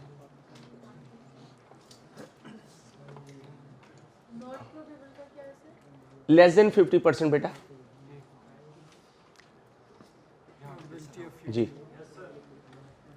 अब रिकॉग्निशन में पहला पॉइंट क्या दे रहा है? Probability of future economic benefit flowing in or out. The concept of probability relates to the degree of certainty or uncertainty that the future economic benefit associated with the item will flow in or out of the entity. In का मतलब asset, out का मतलब liability. Resource जा रहा है तो liability पे हो रही है, रिसोर्स आ रहा है तो एसेट का इनफ्लो हो रहा है। और वो एसेट का इनफ्लो लाइबिलिटी से भी हो सकता है और इनकम से भी हो सकता है। जैसे कैश आया, अगर लोन लिया है तो खुश होने की जरूरत नहीं है, ये लाइबिलिटी की रिकॉग्निशन है। और अगर वो इनफ्लो जो है वो ट्रेडिंग एक्टिविटी या सर्विस एक्टिविटी से आ रहा है, अब ये खुशी है, इसको इनकम रिकॉर्ड करेंगे, इसको लाइबिलिटी रिकॉर्ड नहीं करेंगे, क्योंकि इनकम भी क्रेडिट, सेल्स भी क्रेडिट, लोन भी क्रेडिट। अच्छा, अगर कैपिटल आ रहा है तो ये इनकम नहीं है। ऑल्दो कैश इंक्रीज हो रहा है, लेकिन ये कैश आपका कैपिटल की शक्ल में इंक्रीज हो रहा है। इंट्रो में बताया था, इंक्रीज इन एसेट हो लेकिन कैपिटल के आने की वजह से हो तो इसको इनकम रिकॉर्ड नहीं करते। डिक्रीज इन एसेट हो लेकिन ड्राइंग की वजह से हो रहा हो तो इसको लॉस रिकॉर्ड नहीं करते। तो याद है भाई? आगे चले भाई जी। फंड में भी ऐसी है, दोनों जगह सेम है बेटा। Reliability of measurement. An item should be recognized in the financial statement only if it has a cost or value that can be measured with reliability. कैसे? IS 16 पे जाओ, चले गए। एसेट को कब पीपी को रिकॉर्ड करना है? When probable है, फ्यूचर इकोनॉमिक बेनिफिट मिलेंगे and cost can be measured reliably. अच्छा, एसेट को मैयर करना जरा मुश्किल काम होता है, लायबिलिटी को मैयर करना आसान होता है। क्यों? अभी मैंने आपको मार्केटेबल लायबिलिटी नहीं सिखाई, अभी सिर्फ कौन सी लायबिलिटी सिखाई है? कौन सी लायबिलिटी सिखाई है? लोन की लायबिलिटी सिखाई है। जब आप FR2 में आओगे तो मैं आपको फाइनेंशियल एसेट और फाइनेंशियल लायबिलिटी सिखाऊंगा। ऐसा एसेट जो मार्केट में ट्रेडेबल है और ऐसी लायबिलिटी जो मार्केट में ट्रेडेबल है। ऑल दो उसका थोड़ा सा टच मैं EPS में ही दे देता हूं ताकि FR2 में मेरी लाइफ ईजी रहे। मेरा इंट्रो और FR1 का जो फ़ायदा है वो मुझे FR2 में मिल जाता है। ठीक है भाई? बच्चों को क्या फ़ायदा मिल जाता है? पेपर में जब बैठा हुआ होता है तो उसका एक्सपोजर अल्लाह के फजल से R2 के टच पे जा चुका होता है। और पेपर में सम टाइम आप अपने कॉन्सेप्ट से वो कमाल आते हैं जो बहुत सी प्रैक्टिस आपको नहीं दे पाती। ये भी जहन में रखिएगा। ठीक है भाई? An item should be recognized in the financial statement only if it has a disk. In many cases, the value of an item has to be estimated because its value is not known with certainty. Using reasonable estimate is an essential part of preparing financial statement, and provided that the estimates are reasonable, it is appropriate to recognize items in the financial statement. जैसे revaluation surplus, लेकिन हम क्या कहते हैं? हर चलते फिरते आदमी से रिवैल्यूएशन ना करवाना, प्रोफेशनल होना चाहिए, इंडिपेंडेंट होना चाहिए और जो बेसिस यूज करे वो रिलायबल होनी चाहिए। ठीक है?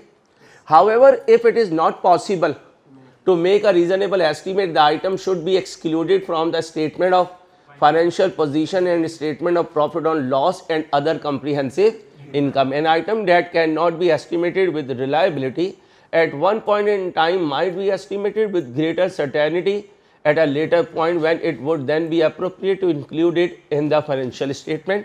इसको समझो, इसको समझो, ये ठीक है। किसी बिजनेस पर किसी दूसरे बिजनेस ने कोई केस कर दिया पैसों के लेन देन का, ठीक है, कोर्ट में केस पेंडिंग है, वकील तो हर कोई ये कहता है जीत जाएंगे, ठीक है, लेकिन जो प्रोफेशनल वकील होते हैं वो आपको बता देते हैं कि सर इसमें इतना चांस है जीतने का, इतना चांस है हारने का। जैसे राइस का अगर कोई एफबीआर के साथ केस हो तो मेरा दोस्त बता देता है अंसारी यार अपील में जा रहा हूँ, इतने परसेंट है कि हम जीतेंगे, इतने परसेंट है कि डिपार्टमेंट जीत जाएगा। मैं उसे कहता हूँ यार एस्टीमेट बता, वो कहता है यार अभी नहीं मैं बता सकता, प्रोसीडिंग्स होने दे, 1-2 हेयरिंग्स हो जाए ट्रिब्यूनल में, उसके बाद मैं तुझे बता सकता हूँ क्या पोजीशन है। तो कह सकता हूँ आज मैं जो पेनल्टी मुझे पढ़नी है या जो टैक्स पढ़ना है उसे एस्टीमेट नहीं कर सकता क्योंकि केस का आउटकम क्लियर नहीं है। 6 महीने के बाद 1-2 हेयरिंग हुई, अब हम क्लियर हो गए यार इंशाल्लाह जीत जाएंगे, हमारे रिमार्क्स स्ट्रॉन्ग है, तो इसका मतलब है अगर मैंने रिफंड का केस किया हुआ तो मैं रिसीवेबल का एस्टीमेट कर सकता हूँ, और अगर मेरे पे कोई पेनल्टी आई हुई है तो मैं उसको डिस्चार्ज करने का एस्टीमेट कर सकता हूँ। तो कभी एस्टीमेट हो सकता है और कभी नहीं हो सकता। जितनी ट्रांजैक्शन आगे बढ़ती है, मैच्योरिटी के करीब जाती है, उतना एस्टीमेट करना आसान हो जाता है। रिकॉग्निशन, आगे चलें भाई, ये पढ़ाया हुआ है एसेट कब रिकॉर्ड करना है, एक्सपेंस कब करना है, इंट्रो है, इंट्रो है, ये इंट्रो, यहाँ आ जाए, ये है आपका कुछ कॉन्सेप्ट इंट्रो में पहले करवाया करते थे, इंट्रो में कुछ नहीं करवाते, 1 बाय 1 चलते हैं। Accounting concepts, revision of introduction to accounting, consistency, intro को छोड़ दो, ये तो FR1 में भी करवा चुका हूं अल्लाह के फजल से। IS 8 change in accounting policy, क्या कहते हैं, जो पॉलिसी अडॉप्ट करो उसको कंसिस्टेंट बेसिस पर अप्लाई करो, और अगर कहीं तुम अपनी डिस्क्रिशन पर अकाउंटिंग पॉलिसी चेंज करोगे तो IS 8 कहता है रिट्रोस्पेक्टिवली जाओ और जहां से तुमने चेंज ली है वहां से चीजों को रिटेन अर्निंग में एडजस्ट करते हुए यहां तक लेकर आओ।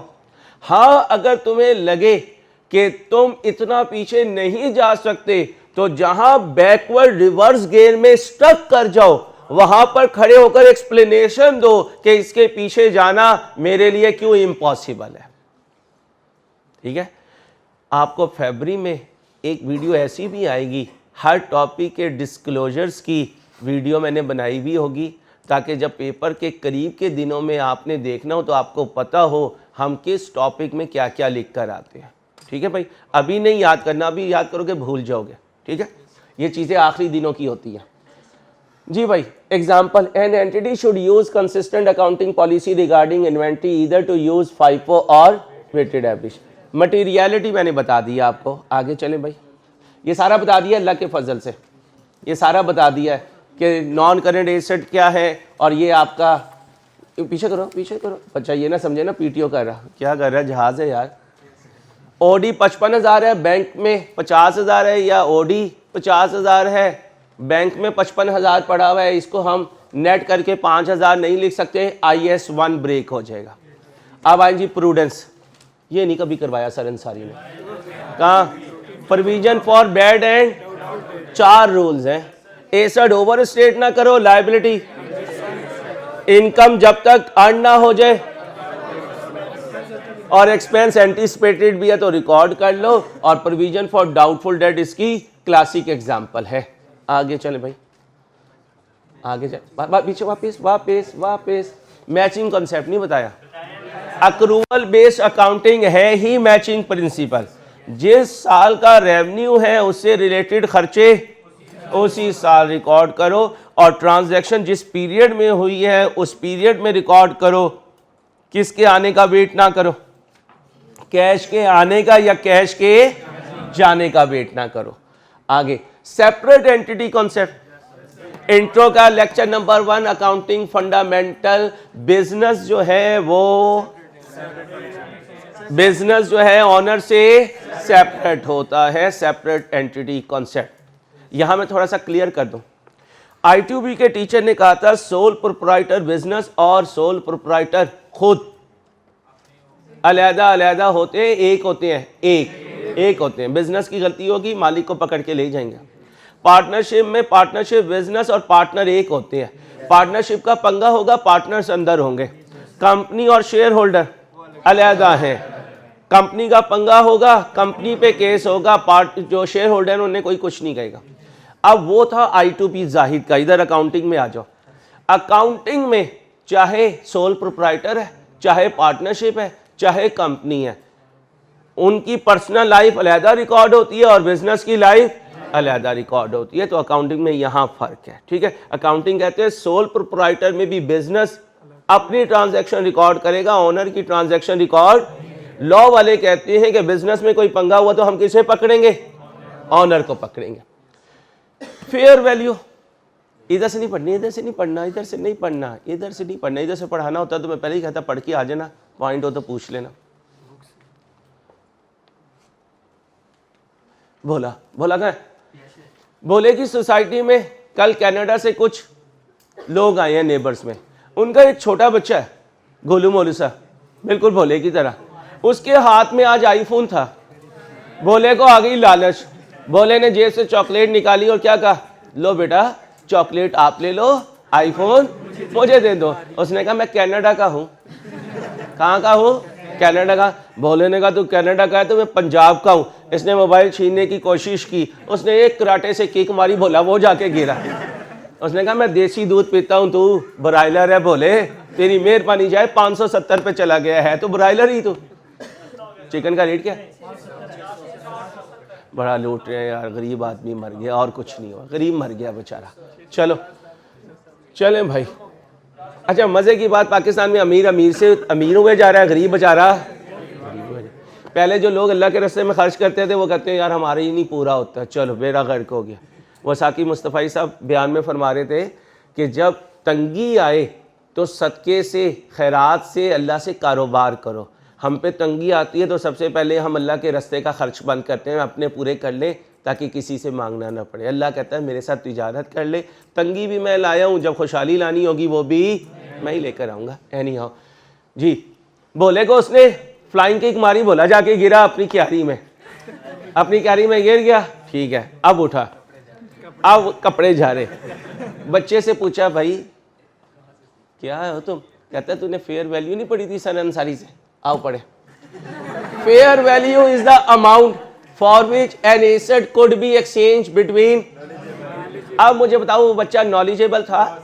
वो नॉलेजेबल था। इसने उसे चॉकलेट देकर आईफोन लेने की कोशिश की। उसने क्या कहा? भोले, हाँ भोले, इतना भोला नहीं हूं मैं। अच्छा, उसने विलिंगनेस नहीं शो की, इसने जबरदस्ती की, उसने फ्लाइंग किक मारी।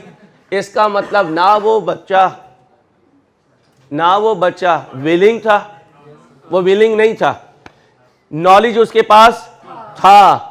इन एन आर्म्स लेंथ का मतलब खानदान का ना दोस्त ना हो और कोई चाहने वाला ना हो। खानदान का ना हो, दोस्त ना हो और कोई चाहने वाला ना हो। अगर आप किसी नॉलेजेबल आदमी से और वो काम भी करना चाहता है और आपका जानने वाला भी नहीं है, जिस प्राइस पे आप किसी ऐसे के साथ डील करेंगे उस प्राइस को कहेंगे फेयर वैल्यू। मसलन ये अपना डॉन बड़े भाई की बाइक थी 70, इसके पास साइकिल थी, उसने गाड़ी ले ली माशाल्लाह। तो इसने कहा भाई तूने बाहर बेचनी है, मुझे ही दे दे। उसने कहा चल ले ले। इसने कहा यार उधार दे दे। उसने कहा चल उधार ले ले। कब देगा?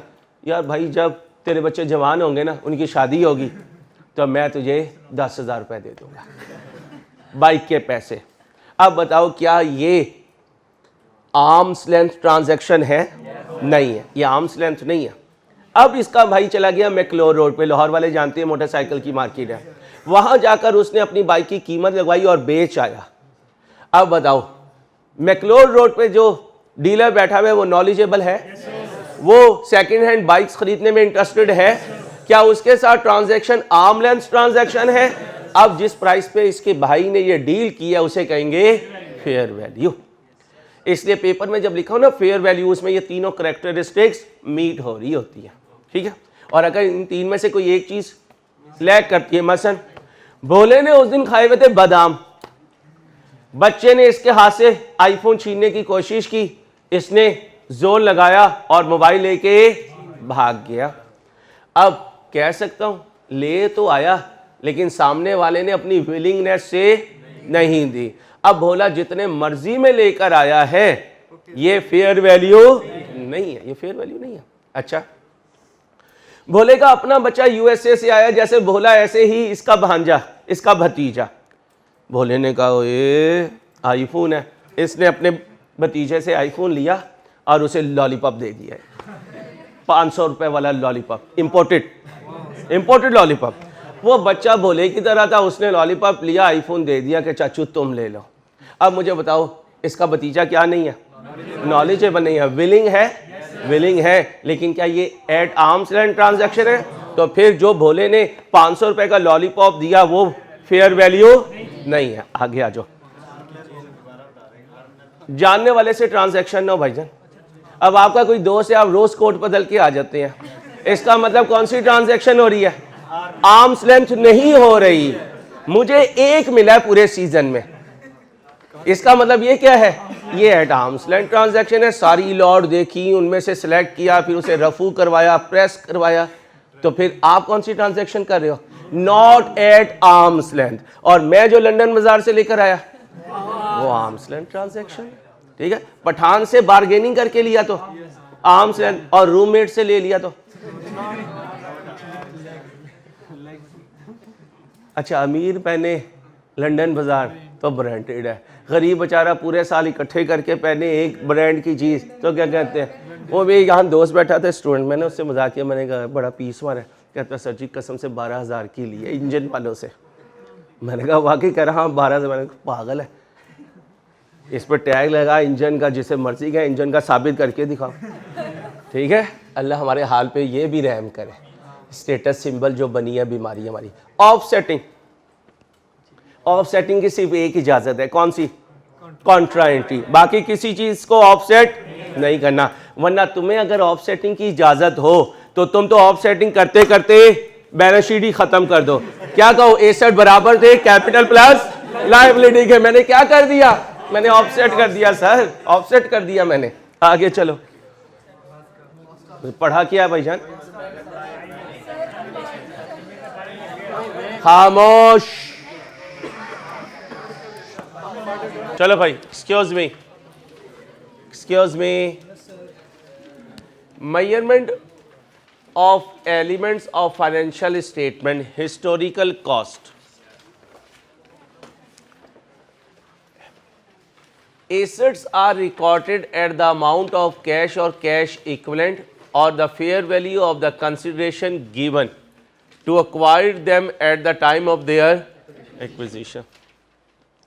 Asset को acquire करते हुए हम उसकी consideration पे करते हैं, कभी कैश में, कभी बैंक में, कभी गुड्स की शक्ल में, कभी फिक्स एसेट की शक्ल में। F2 में आपको सिखाऊंगा समटाइम शेयर्स की शक्ल में भी कंसिडरेशन पे की जाती है, अपनी कंपनी के शेयर्स दे देते हैं उसे। लेकिन अभी क्योंकि कंपनीज आपके उस लेवल पे एग्ज़ाम में नहीं है, तो अभी आप यही समझें कैश, बैंक, गुड्स और नॉन करंट एसेट। आपकी फाइनेंशियल स्टेटमेंट हिस्टोरिकल डाटा पे बनती है, करंट डाटा पे या एस्टीमेट्स पर? Historical cost plus estimate, historical cost plus estimate. Liabilities are measured at the amount of proceeds received in exchange for the obligation, for example bank loan or a bank OD, or the amount of cash that will be paid to satisfy the liability. याद रखिएगा, आप liability को present value की शक्ल में नहीं लिखते, क्योंकि आपने आज लिया है, जब पे करना है उस वक़्त जो आपने पे करना है उसकी जो वैल्यू होती है, फ्यूचर वैल्यू, उस पर आप अपनी लाइबिलिटी को लेकर चल रही होते हैं, ठीक है। रिप्लेसमेंट कॉस्ट, यहाँ से MCQ आ सकता है। Replacement cost, current cost, current value, ये एसी जी लाइबिलिटी वाला जो आपने पॉइंट बताया कि जैसे हम अभी हमने अगर इनकर कर लिया तो हम पास्ट में अगर उसको पेएबल है तो हम आज मैंने लोन लिया 400 का, तो फ्यूचर में मैंने पे करना है, तो मैं क्या करूँगा 400 पे ही बुक करूँगा, हालांकि ये पे कब कर रहा हूँगा फ्यूचर में पे कर रहा हूँगा। ठीक है भाई। हिस्टोरिकल कॉस्ट, करंट कॉस्ट क्या है? ये एसी, इस एसी को आज मैं ले जाऊँ और दुकानदार को दिखाऊं यार हायर का एसी है, ये इसका मॉडल है, ये इसका कलर है, ये इसका वर्जन है, ये इसके फीचर्स हैं, इस जैसा सेम कितने का मिलेगा? वो कहता है जनाब 400 का मिलेगा। तो मैं आकर इसे कहूँगा कि तुम्हारी रिप्लेसमेंट कॉस्ट 400 है। शहरोज, मैंने आपको एक काम कहा था, जब बुलाएं उसे भी बुलाएं, मलिक को भी बुलाएं, दोनों को बुलाएं ज़रा।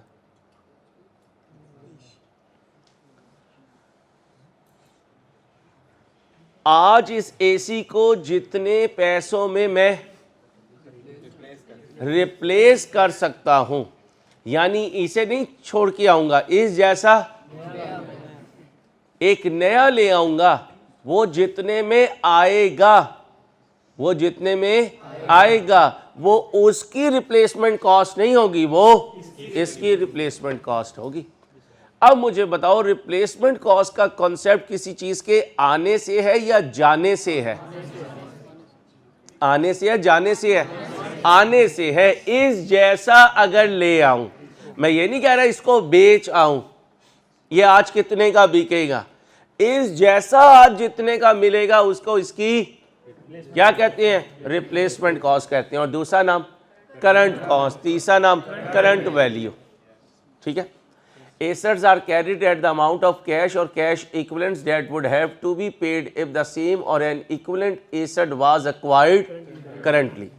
Liabilities are carried at the undiscounted amount currently required to settle them. ये देखें नदीम भाई, कौन सी अमाउंट लेनी है? अनडिस्काउंटेड। डिस्काउंटेड नहीं लेते, अपनी बुक्स में क्या शो करते हैं? लायबिलिटी को अनडिस्काउंटेड। क्यों? क्योंकि लायबिलिटीज को अंडर स्टेट ना करो और एसेट्स को ओवर स्टेट ना करो। अब प्रेजेंट वैल्यू क्या होती है? क्यूएम पढ़ा होगा, बताएं जी प्रेजेंट वैल्यू की definition. Worth of a future sum in today's terms is known as present value. लिखें डेफिनेशन, ये ऊपर कर देना।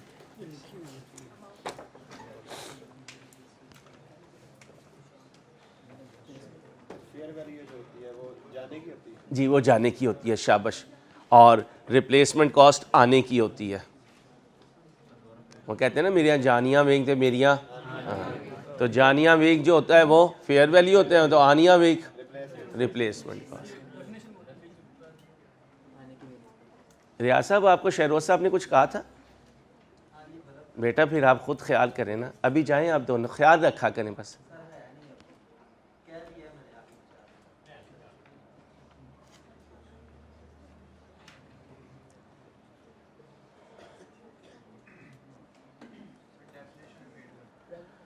Worth of a future sum, worth of a future sum in today's terms, worth of a future sum in today's terms is known as present value. Worth of a future sum in today's terms is known as, बोलें, present value. Future सम की आज की terms में worth को क्या कहते हैं? Present value कहते हैं। ठीक है। Worth of a future sum in today's terms is known as present value. ठीक जी, फ्यूचर की बेस पे लिखेंगे। क्या? नहीं भाई, फेयर वैल्यू को रीवैल्यूड अमाउंट कहते हैं, करंट वैल्यू को नहीं, क्योंकि इसमें बेचने का मामला नहीं है, इसमें किसका मामला है? आज जितने पे खरीदा जा सकता है उसको क्या कहते हैं? रिप्लेसमेंट कॉस्ट, करंट कॉस्ट या करंट वैल्यू। आगे जैसे इनकर होता है वो तो हम आज इनकर कर रहे हैं, जब जी, पेएबल लिखते हैं तो फ्यूचर का, इसलिए कि हमने आज नहीं देना, हमने ये पैसे कब वापस करने हैं? एक्सपेंस इनकर कर रहा होता हूँ, लोन इनकर नहीं कर रहा होता, लोन मैं कर्ज ले रहा होता हूँ, लोन इनकरेंस में नहीं आता। ठीक है, रियलाइजेबल वैल्यू या सेटलमेंट वैल्यू, हेडिंग बनाई रियलाइजेबल वैल्यू या सेटलमेंट वैल्यू। जरा पढ़ें भाई।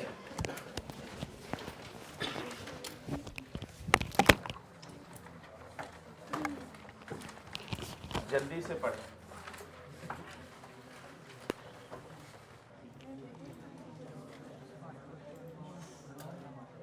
जी बच्चों पढ़े बेटा, ऑन कर दे। क्या होती है रियलाइजेबल वैल्यू?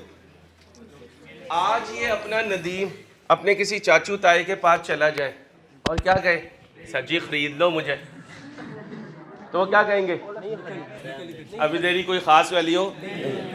इसने कैफ कर लिया, आर्टिकल्स पे पहुंच गया, अब इसकी कीमत लगना शुरू होगी, थोड़ी बहुत कीमत लगना शुरू होगी। खान कह रहा है थोड़ी बहुत लगेगी। खान पूरी कीमत कब लगेगी इसकी? जब ये क्वालिफाई कर लेगा। याद रखना, जब ये क्वालिफाई कर लेगा तो ये खरीदने वाला बन जाएगा, बिकने वाला नहीं बनेगा। इंसान जब भी बिकता है जब उसे पता होता है मैं कुछ नहीं कर सकता। यार खान क्या बातें करता है। Assets are measured at the amount that could be obtained by selling them. Liabilities are measured at the amount that would be required to settle them correctly. आगे, this method of measurement is relevant when entity is not a going concern. पहले intro में going concern का concept हुआ करता था, सुन लीजिए। हम ये कहते हैं मालिक बदलते रहेंगे, कस्टमर बदलते रहेंगे, सप्लायर बदलते रहेंगे, एम्प्लॉइज़ बदलते रहेंगे, नहीं बदलेगा तो बिजनेस नहीं बदलेगा। इसका मतलब होता है बिजनेस परपेचुअल है। बिजनेस क्या है? और अकाउंटिंग की दुनिया में उसे कहते हैं गोइंग कंसर्न। क्या कहते हैं? गोइंग कंसर्न लिखते हैं। बिजनेस चलता चला जाएगा, बिजनेस चलता चला जाएगा, इस अजम्पशन पे अकाउंटिंग हो रही होती है। बिजनेस बोले चलता चला जाएगा, इस अजम्पशन पर अकाउंटिंग हो रही होती है।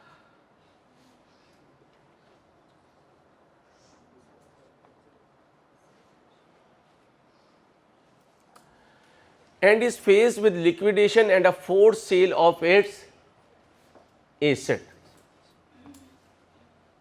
And is faced with liquidation and a forced sale of its asset. यहाँ पे not आना चाहिए भाई। This method of measurement is relevant when an entity is not a going concern. ये दो बातें कब अप्लाई होंगी? जब बिजनेस गोइंग कंसर्न नहीं है। और अगर बिजनेस गोइंग कंसर्न होगा तो याद करें, एसेट अपनी रियलाइजेबल वैल्यू पे नहीं खड़ा होता, एसेट अपनी बुक वैल्यू पे खड़ा हुआ होता है। किस पे खड़ा होता है? तो फिर अगर गोइंग कंसर्न की अप्रोच लेके चलूंगा तो WDV पे खड़ा होगा। और अगर मुझे लग रहा है मैं अपने कारोबार को बंद करने लगा हूं तो फिर मैं उसकी वैल्यू किस पे पुट कर दूंगा? रियलाइजेबल वैल्यू पे। अब मुझे बताएं, जितनी अकाउंटिंग आपने सीखी वो गोइंग कंसर्न वाली सीखी या लिक्विडेशन वाली? लिक्विडेशन वाली आप सीखेंगे MSA में, लिख लें। वो बिजनेस जो लिक्विडेट हो रहा होगा उसकी अकाउंटिंग हमें CA फाइनल में सिखाई जाएगी। अभी हम मासूम बच्चे हैं, इसलिए हमारे मुंह से कोई ऐसी बात ना निकले कि बिजनेस बंद हो रहा है, क्योंकि अगर बिजनेस बंद हो गए तो चार्टर्ड अकाउंटेंट तंदूर तो नहीं लगाएगा ना। उसने कारोबार का CFO बनना है, और CFO बनने के लिए कारोबार होना। तो आज से क्या दुआएं मांगोगे? कारोबारों में बरकत हो, ताकि हमारी भी नौकरी रोटी रोजी लगी रहे। ऑडिटर बनोगे तो ऑडिट किसका करोगे? बिजनेस का। और बिजनेस का ऑडिट जब ही होगा जब बिजनेस होगा। ठीक है भाईजान? तो फिर बताएं, आइंदा से जब कभी ये लिखा हुआ है तो आंखें बंद कर लेनी है। दिल आपका बिल्कुल धड़कना बंद हो जाए कि यार नहीं नहीं ये गलत है यार। क्या होना चाहिए? गोइंग कंसर्न होना चाहिए। और जैसे यहाँ गोइंग कंसर्न आएगा, बिजनेस चलता रहेगा और अपने एसेट्स को अपनी कॉस्ट और WDV या रीवैल्यूड अमाउंट पर शो करता रहेगा। हाँ, अगर बिजनेस बंद होने वाला हो तो उसे कहते हैं लिक्विडेट होने लगा। लॉ में टीचर पढ़ाएंगे आपको, पढ़ लिया law, zero. Liquidation of company, liquidation by code, liquidation by resolution. चलो भाई, चलो अब सुनो भाई, फोर्स सेल का मतलब ये होता है अदालत ने कार्रवाई की और क्या कहा, कारोबार बंद कर दो, इसे फोर्स सेल कहते हैं। और फिर इस बिजनेस को बेचकर लायबिलिटी के लिए पैसे रियलाइज किए जाते हैं, फिर लायबिलिटीज को पे ऑफ किया जाता है। आगे जी, वो जब सीए फाइनल में पहुंचेंगे ना सर, ठीक है, मेहरबानी। अभी से तो ये समझ रहा है कि तू उसके खर्चे पूरे नहीं कर सकेगा। ओ भाई देखो यार, अभी तुम बचपन में हो और बचपन में 55 की बातें नहीं करते, बस आपका गोइंग कंसर्न है, आप लिक्विडेशन पे नहीं है। ठीक है भाई, अच्छे अच्छे ख्वाब देखें। अगर इस उम्र में लिक्विडेशन देख रहे हो तो इसका मतलब ब्रेक पे चले जाएगा दूसरे महीने ही। आगे चलो, खामोश। ये इसने किसने लगाई है इतनी बड़ी मुझे? जुल्फों वाली सरकार, इंसान बनो, छोटी छोटी लगा लिया करो, इतनी बड़ी लगा देते हो। आगे चलो, हिस्टोरिकल कॉस्ट हिस्ट्री से निकली है। किससे निकली है? हिस्ट्री से। हिस्ट्री निकली है पास्ट से। पास्ट तुम्हारा माजी, बस उसे याद नहीं रखना तुमने, ठीक है जी। Historical cost is the most commonly used measurement basis. ये देखो, most commonly used measurement basis. However, the other bases of measurement are often used to modify historical cost. For example, inventories are measured at the lower of cost and net realizable value. Deferred income is measured at present value. आपके syllabus में अभी नहीं है, FR2 में इंशाल्लाह। Some non-current assets may be valued at current value. ये भी exceptional case है, रीस्ट्रक्चरिंग में सिखाया जाएगा MSA में। कहाँ सिखाया जाएगा? रीस्ट्रक्चरिंग में। जब बिजनेस की ऑनरशिप रीस्ट्रक्चर हो रही होगी या उसके ऑपरेशंस रीस्ट्रक्चर हो रहे होंगे। जैसे अक्सर कहते हैं PIA को प्राइवेटाइज कर दो, मतलब उसकी ऑनरशिप को रीस्ट्रक्चर कर दो। फिर जब खुदा ना खासा अल्लाह ना करे PIA का एक आधा जहाज़ कहीं गिर जाता है तो बाद में इन्वेस्टिगेशन में पता चलता है कि जनाब उसे ना पेच से कसा हुआ था या उसके साथ धागे बांधे हुए थे, तारे लगा के उसके जो विंग्स हैं उन्हें इकट्ठे किए हुए थे। यही होता है, एंड में यही निकलता है। पायलट कह रहा है भाई मैं मर जाऊंगा, तू मर जा लेकिन फ्लाइट टाइम पे चलनी चाहिए। तो हमारे हाल पे अल्लाह रहम करे। हाँ, पायलट की डिग्री भी नहीं होती। किसी भी MNA का कज़न कहता है यार उड़ने को दिल चाह रहा है, वो कहता है बह जा यार। एयर होस्टिस को कह देते हैं तू सफर की दुआ पढ़, सुभान अल्लाह। चलो भाई, the framework does not favour one measurement base over the other. कहता है फ्रेमवर्क में इनमें किसी को कोई प्रायोरिटी नहीं है, सिर्फ उसने कॉन्सेप्ट दे दिए, तुम जानो और तुम्हारी ऑर्गेनाइजेशन जाने और ऑर्गेनाइजेशन के हालात जाने। अगर हालात हैं गोइंग कंसर्न के तो बुक वैल्यू पे चलते रहो, और अल्लाह ना करे खुदा ना खासा लिक्विडेशन का ज़माना आ गया तो फिर किस पे चले जाओ? रियलाइजेबल वैल्यूज़ पे चले जाओ, ठीक है। इन्वेंट्री के लिए IS2 है, और IS2 जब कोई स्टैंडर्ड कह देगा तो हमारा फ्रेमवर्क पीछे हट जाएगा, कल बता कर गया था। अब IS2 ने कह दिया कॉस्ट और NRV which ever is lower. आप कहीं फ्रेमवर्क कहता है कॉस्ट पे लेके चलो तो वो क्या कहेगा? सर ने ये नहीं कहा था कि अगर दोनों में कॉन्फ्लिक्ट आए तो कौन जीतेगा? IFRS। फेयर वैल्यू, ठीक है। Fair value mean is possible basis for the valuation of assets in the financial statement, although it is not described in ISB conceptual framework. Many IS and IFRS require it to be used instead of historical cost or as an alternative to historical cost. Ahmed को बुला बेटा। Fair value may be used in financial statements in the following circumstances. Fair value क्या कह रहा है?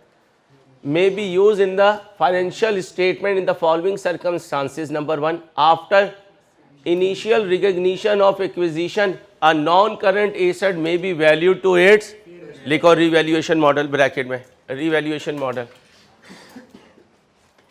fair value model of investment property। याद है? तो पीपी के लिए रीवैल्यूएशन मॉडल और इन्वेस्टमेंट प्रॉपर्टी के लिए फेयर वैल्यू मॉडल, दोनों में फ़र्क क्या है? एक रख के दूंगा।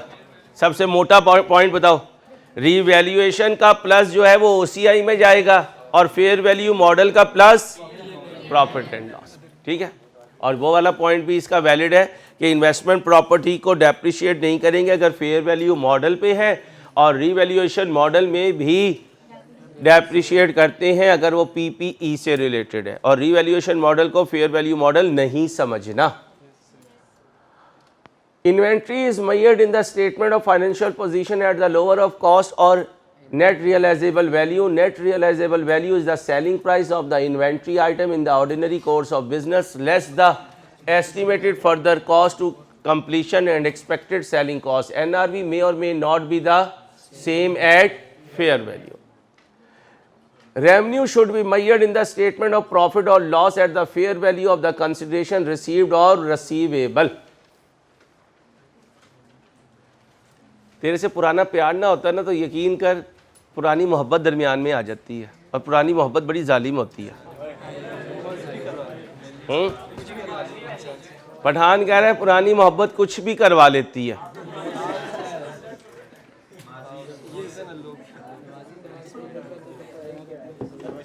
यार बढ़िया पहुंचा हुआ है ये, इसकी बातों में बड़ी फिलॉसफी है यार। कितनी जगह दिल दुखाया है।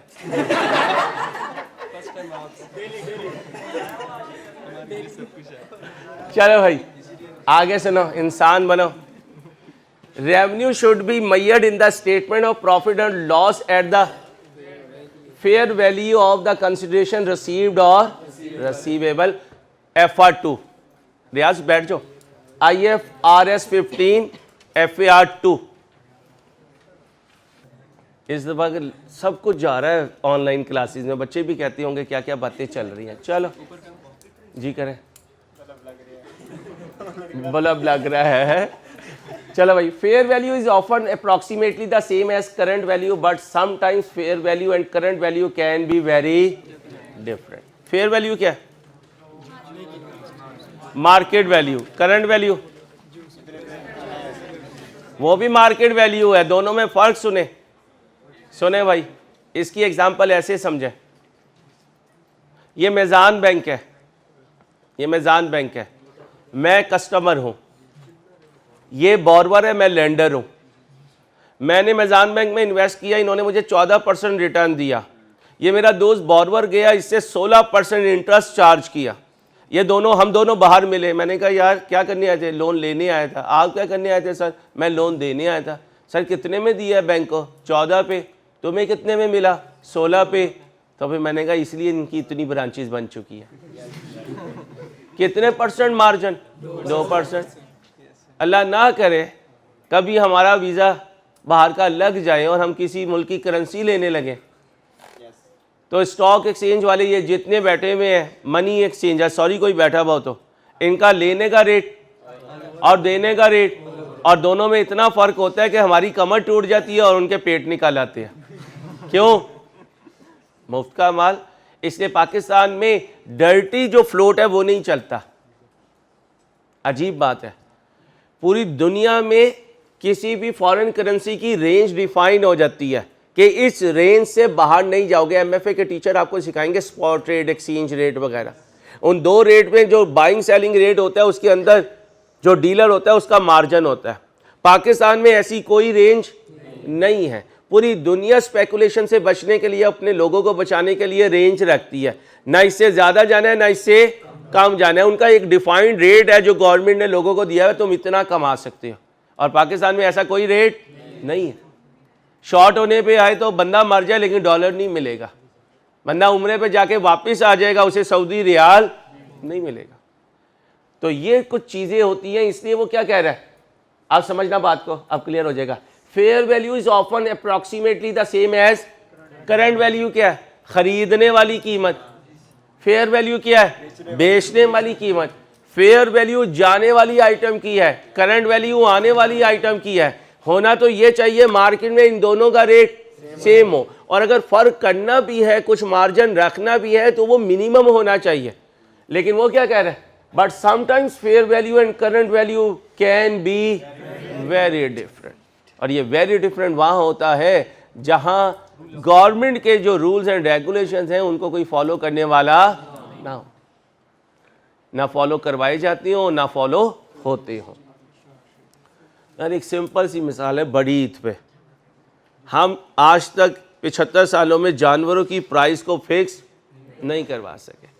गवर्नमेंट एक रूल नहीं पास कर सकी कि पर केजी ये रेट होगा, इस पे आना है तो आकर मंडी में बेच दो, नहीं तो जानवर अपने पास रख लो। गरीब आदमी जिसकी ख्वाहिश भी होती है वो ख्वाहिश में दम तोड़ के मर जाता है। तो ये कुछ चीज़ें हैं जिन पे कंट्रोल होना चाहिए जो बेसिक हमारे दीन से रिलेटेड है। जैसे रमज़ान में रूल हो जाना चाहिए, चाहे वो मेरी दुकान हो, यार ये रूल है, ये तूने इस रेट पे बेचना है। अब देखना जैसे ही शबान के 15 गुजरेंगे उसके बाद मार्केट से फ्रूट सब्जी सब कुछ गायब हो जाए। अल्लाह हम सब के हाल पे रहम करे। ओवरऑल ही हमारा काम ख़राब है, ईमानदारी की किल्लत है यार। अल्लाह हमें ईमानदार बनाए इंशाल्लाह। हर तबका ईमानदारी से अपना काम कर रहा हो। अब इस वक्त तुम्हारे पे ईमानदारी सबसे ज़्यादा अप्लाई होती है, और वो क्या है, इतनी मेहनत करो कि माँ बाप के पैसे हलाल हों, इतनी मेहनत करो। अल्लाह मुझे भी तौफीक दे ईमानदारी से पढ़ाने की, और आपको भी तौफीक दे ईमानदारी से पढ़ने की। ठीक है। Problems with the use of fair value. Fair value is easy to understand and less complicated to apply than value to the business current value. याद रखिएगा, current value replacement cost concept technical है, fair value simple है। आज बेचने जाऊं जो value मिलेगी, अच्छा आज जो बेचने जाऊं वैल्यू मिलेगी तो वो फेयर वैल्यू, इसलिए कि वो आइटम मेरे हाथ में है, इसे दिखाकर मैं इसकी फेयर वैल्यू डिटरमाइन करूंगा। मैं इसकी रिप्लेसमेंट कॉस्ट ढूंढना चाहता हूं। अब इस जैसा कितने में मिलेगा, ये आसान क्वेश्चन नहीं है। इस जैसा कितने में मिलेगा ये आसान क्वेश्चन नहीं है। उसकी रीजन सुनो यार, ये नॉलेज ज्यादा चली जाती है। नहीं, जो पुराना जमाना होता था ना, वहां स्टैंडर्डाइजेशन ऑफ प्रोडक्ट्स होती थी। क्या होती थी? Standardisation of product. और प्रोडक्ट की रेंज क्या होती थी? क्या होती थी? नैरो। I2B नहीं पढ़ा? I2B सुनो, जितना कंपटीशन ज्यादा होता था पहले, कुछ आइटम होती थी, कुछ सप्लायर होते थे, फिर कारोबार बढ़ गए। तो फिर जब कारोबार बढ़े तो न्यू एंट्री हुई तो कस्टमर को खींचने के लिए उन्होंने इनोवेशन और यूनिकनेस क्रिएट की।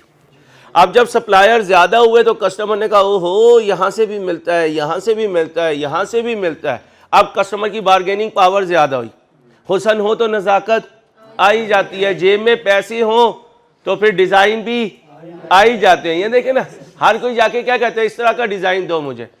इसका मतलब कस्टमर की बार्गेनिंग पावर ज्यादा हुई, जिसकी वजह से वैरायटी ऑफ प्रोडक्ट्स ज्यादा हुए। अब इस जैसा मिलना मुश्किल है, इस जैसा मिलना मुश्किल है।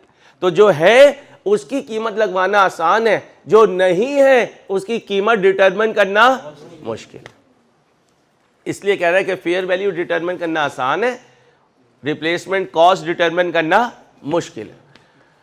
It is also more reliable than value to the business because market value is more easily verified than for example economic value. Economic value का मतलब जो इससे मिल सकता है। However, it has some serious disadvantages. सबसे बड़ा डिसएडवांटेज तो यही है कि मार्केट के फैक्टर्स जो हैं वो 100% मार्केट एफिशिएंसी को अचीव नहीं कर रहे होते हैं। ये मार्केट हाइपोथेसिस है, अब इसमें नहीं जाऊंगा, ये खुद अपनी एक कहानी है। ठीक है। There may not be an active market for some kinds of asset. जैसे कभी तुम लाहौर में निकले हो और तुमने कहा यार आज मैं जहाज़ों की मार्केट फिरूंगा, नहीं ना। कभी तुमने कहा यार आज मेरा मूड आ रहा है मैं प्लांट्स की मार्केट में फिरूंगा, नहीं मिलेंगे। तुम्हारा दिल चाहे यार आज मैं क्रेन्स की मार्केट में फिरूंगा, नहीं मिलेगी।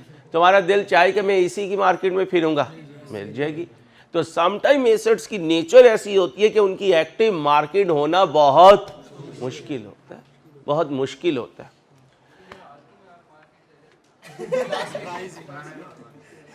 राइस जहाज की मार्केट है। अब आ जाओ थोड़ा सा और आ जाओ।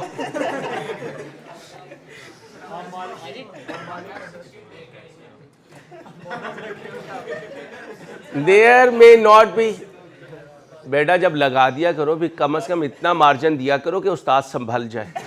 उसके ऊपर एक और होके जा रहा है अंसारी, रिएक्ट कर यार।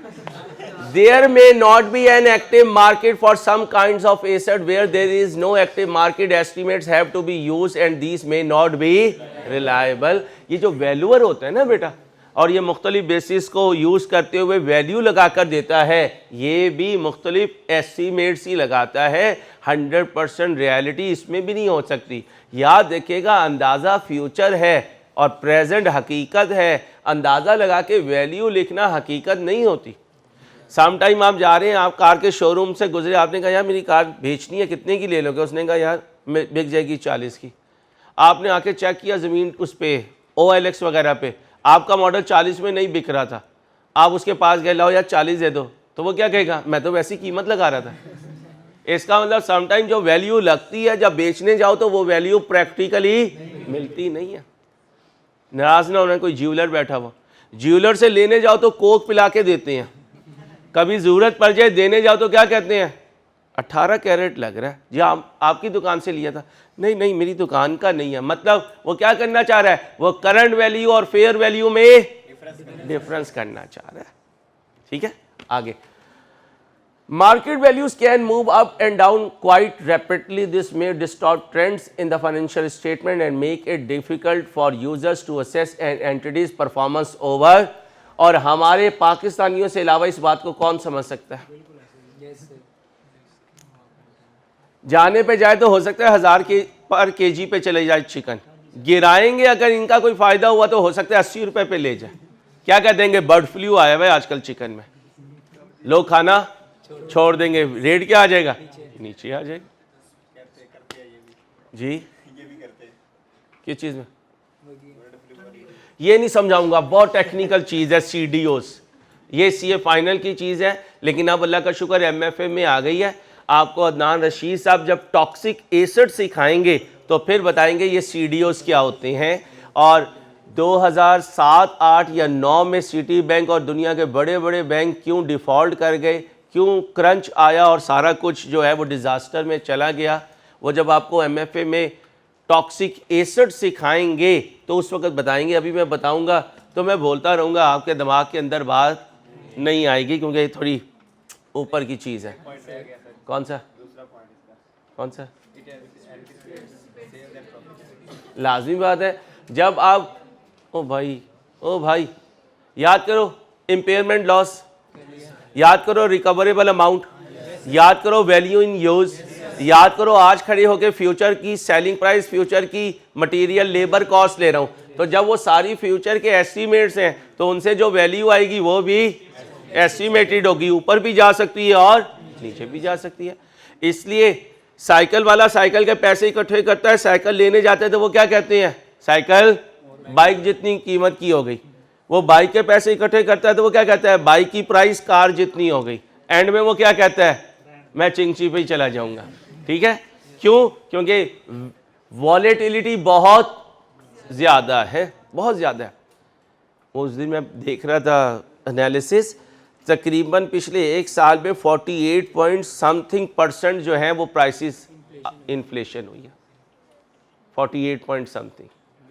ठीक है भाई, प्रॉपर्टी में इसलिए नहीं हुई है क्योंकि पाकिस्तान में अब प्रॉपर्टी लोग कम खरीद रहे हैं अनसर्टेनिटी की वजह से। ठीक है, concepts of capital and capital maintenance, इसको भी बाद में करवाऊंगा, इसको भी बाद में करवाऊंगा। आगे चले चले चले। खुश नहीं होना, खुश नहीं होना, खुश नहीं होना, खुशी तुम पे हराम हो गई है 40 दिनों के लिए। पास पेपर ओपन करो।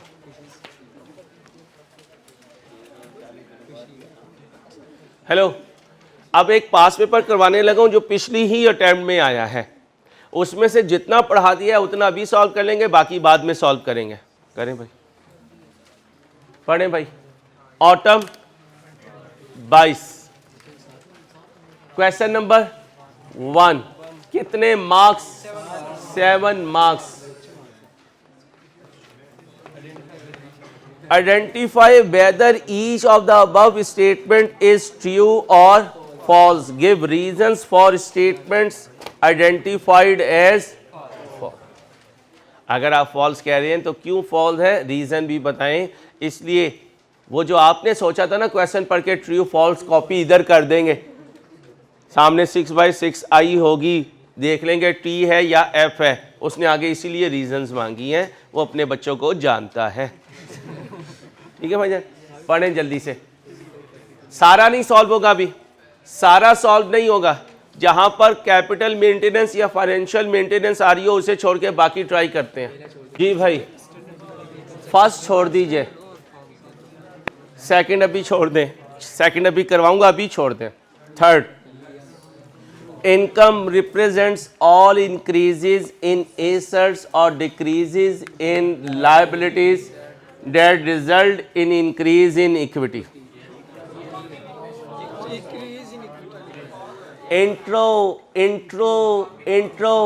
income is increase in asset or decrease in liability except contribution from the equity holders। ये क्या लिखा हुआ है, all increases नहीं, जाके बुक देखना वहां पर भी अंडरलाइन किया हुआ है कि all increases नहीं। कैसे, कैश अप हो गया लेकिन ऑनर कैपिटल लेकर आया, अब हम ये नहीं कहेंगे ये इनकम है। कैश डिक्रीज हो गया लेकिन ऑनर लेकर गया, तो हम ये नहीं कहेंगे कि ये हमें लॉस हुआ, हम ये कहेंगे ये ड्राइंग्स हुई, तो ये क्या है, ये फॉल्स है, ये फॉल्स है। थर्ड भाईजान पता चल गया, सारे ट्रू नहीं होते। लिखो भाई, थर्ड में all increases are not income. अगर इंक्रीज ड्यू टू, भाई इंक्रीज ड्यू टू बोलें भाई, इंक्रीज ड्यू टू कैपिटल या डिक्रीज ड्यू टू ड्राइंग्स हो रहा है तो वो कंसिडर नहीं होगा, इसलिए ऑल का वर्ड जो है वो सूटेबल नहीं है। अगर वो कह देता है एक्सेप्ट ऑनर्स कंट्रीब्यूशन या ऑनर्स विड्रॉल, फिर ट्रू हो जाता, अभी फॉल्स है। कल ही पढ़ाया है, एक का दर्द उससे पूछो जो 49 पे कभी रहा हो। To be a perfectly faithful representation, a depiction would have 3 characteristics. It would be complete, relevant and verifiable. Where is neutral? इसका मतलब ये false है। कौन से 3 हैं? Complete, neutral, verifiable। इसका मतलब यहाँ relevant जो है वो गलत आया, वह false है। 2 नंबर आगे आगे आ जाओ। In value in use method, impairment of assets. Value in use में assets are measured at the amount that would be paid to purchase the same और अ सिमिलर एसेट करेंटली। नहीं sir, वहां तो खरीदने की बात ही नहीं हो रही। आपने फॉर्मेट में कहा था वैल्यू इन यूज के आखिरी साल में एसेट की डिस्पोजल वैल्यू लेनी है, यानी जितने पर बिक जाएगा। तो यहां तो कह रहे हैं जितने पर खरीद लिया जाएगा। नहीं सर, ये वैल्यू इन यूज का फॉर्मेट नहीं कहता। अब यार अंसारी, इतनी बारीकी में हम कैसे याद रखें यार। और भाई बस यही खूबसूरती है, यही बदसूरती है सीए की, छोड़ कुछ नहीं सकते। आ गया उस दिन जहन में याद तो खूबसूरत हो जाओगे, और ना आया याद तो बदसूरत तो हो ही। ठीक है भाई, इसलिए प्लीज जरा ध्यान से सारे काम करें। कितने नंबर आ गए? 3 आ गए, 3 आ गए। आगे मैं अपनी बात कर रहा हूं।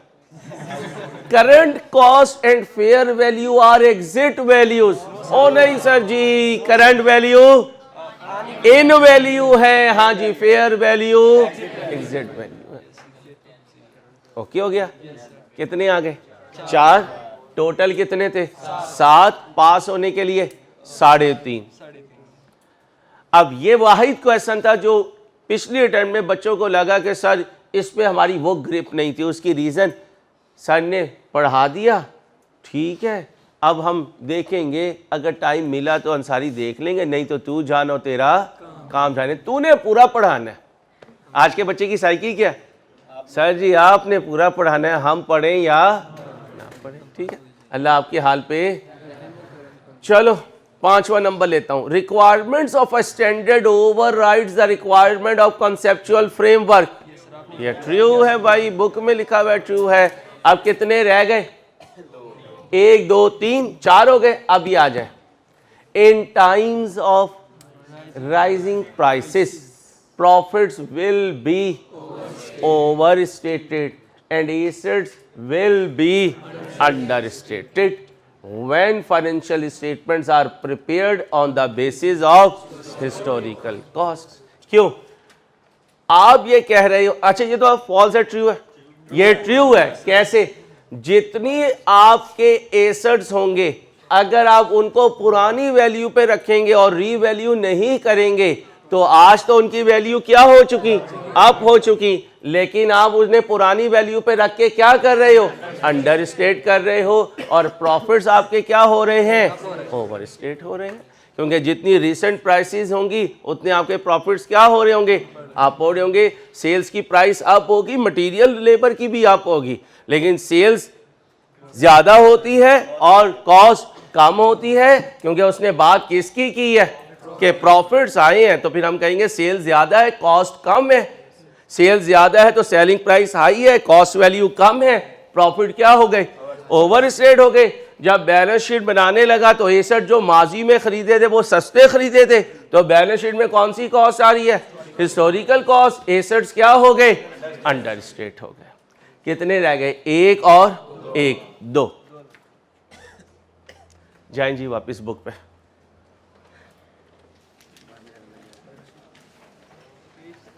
बस ये वापस लाए, वापस बुजुर्गो। नहीं मेरी जान, स्टार्ट से क्यों? आपको मैं इतना बेवकूफ़ लगता हूँ? आगे कर दे बस बस बस बस। Concepts of capital and capital maintenance. आज के लिए बच्चों इतना ही है कॉन्सेप्ट, इंशाल्लाह फिर किसी वक्त करेंगे। अपना ख्याल रखिएगा। अल्लाह हाफिज़।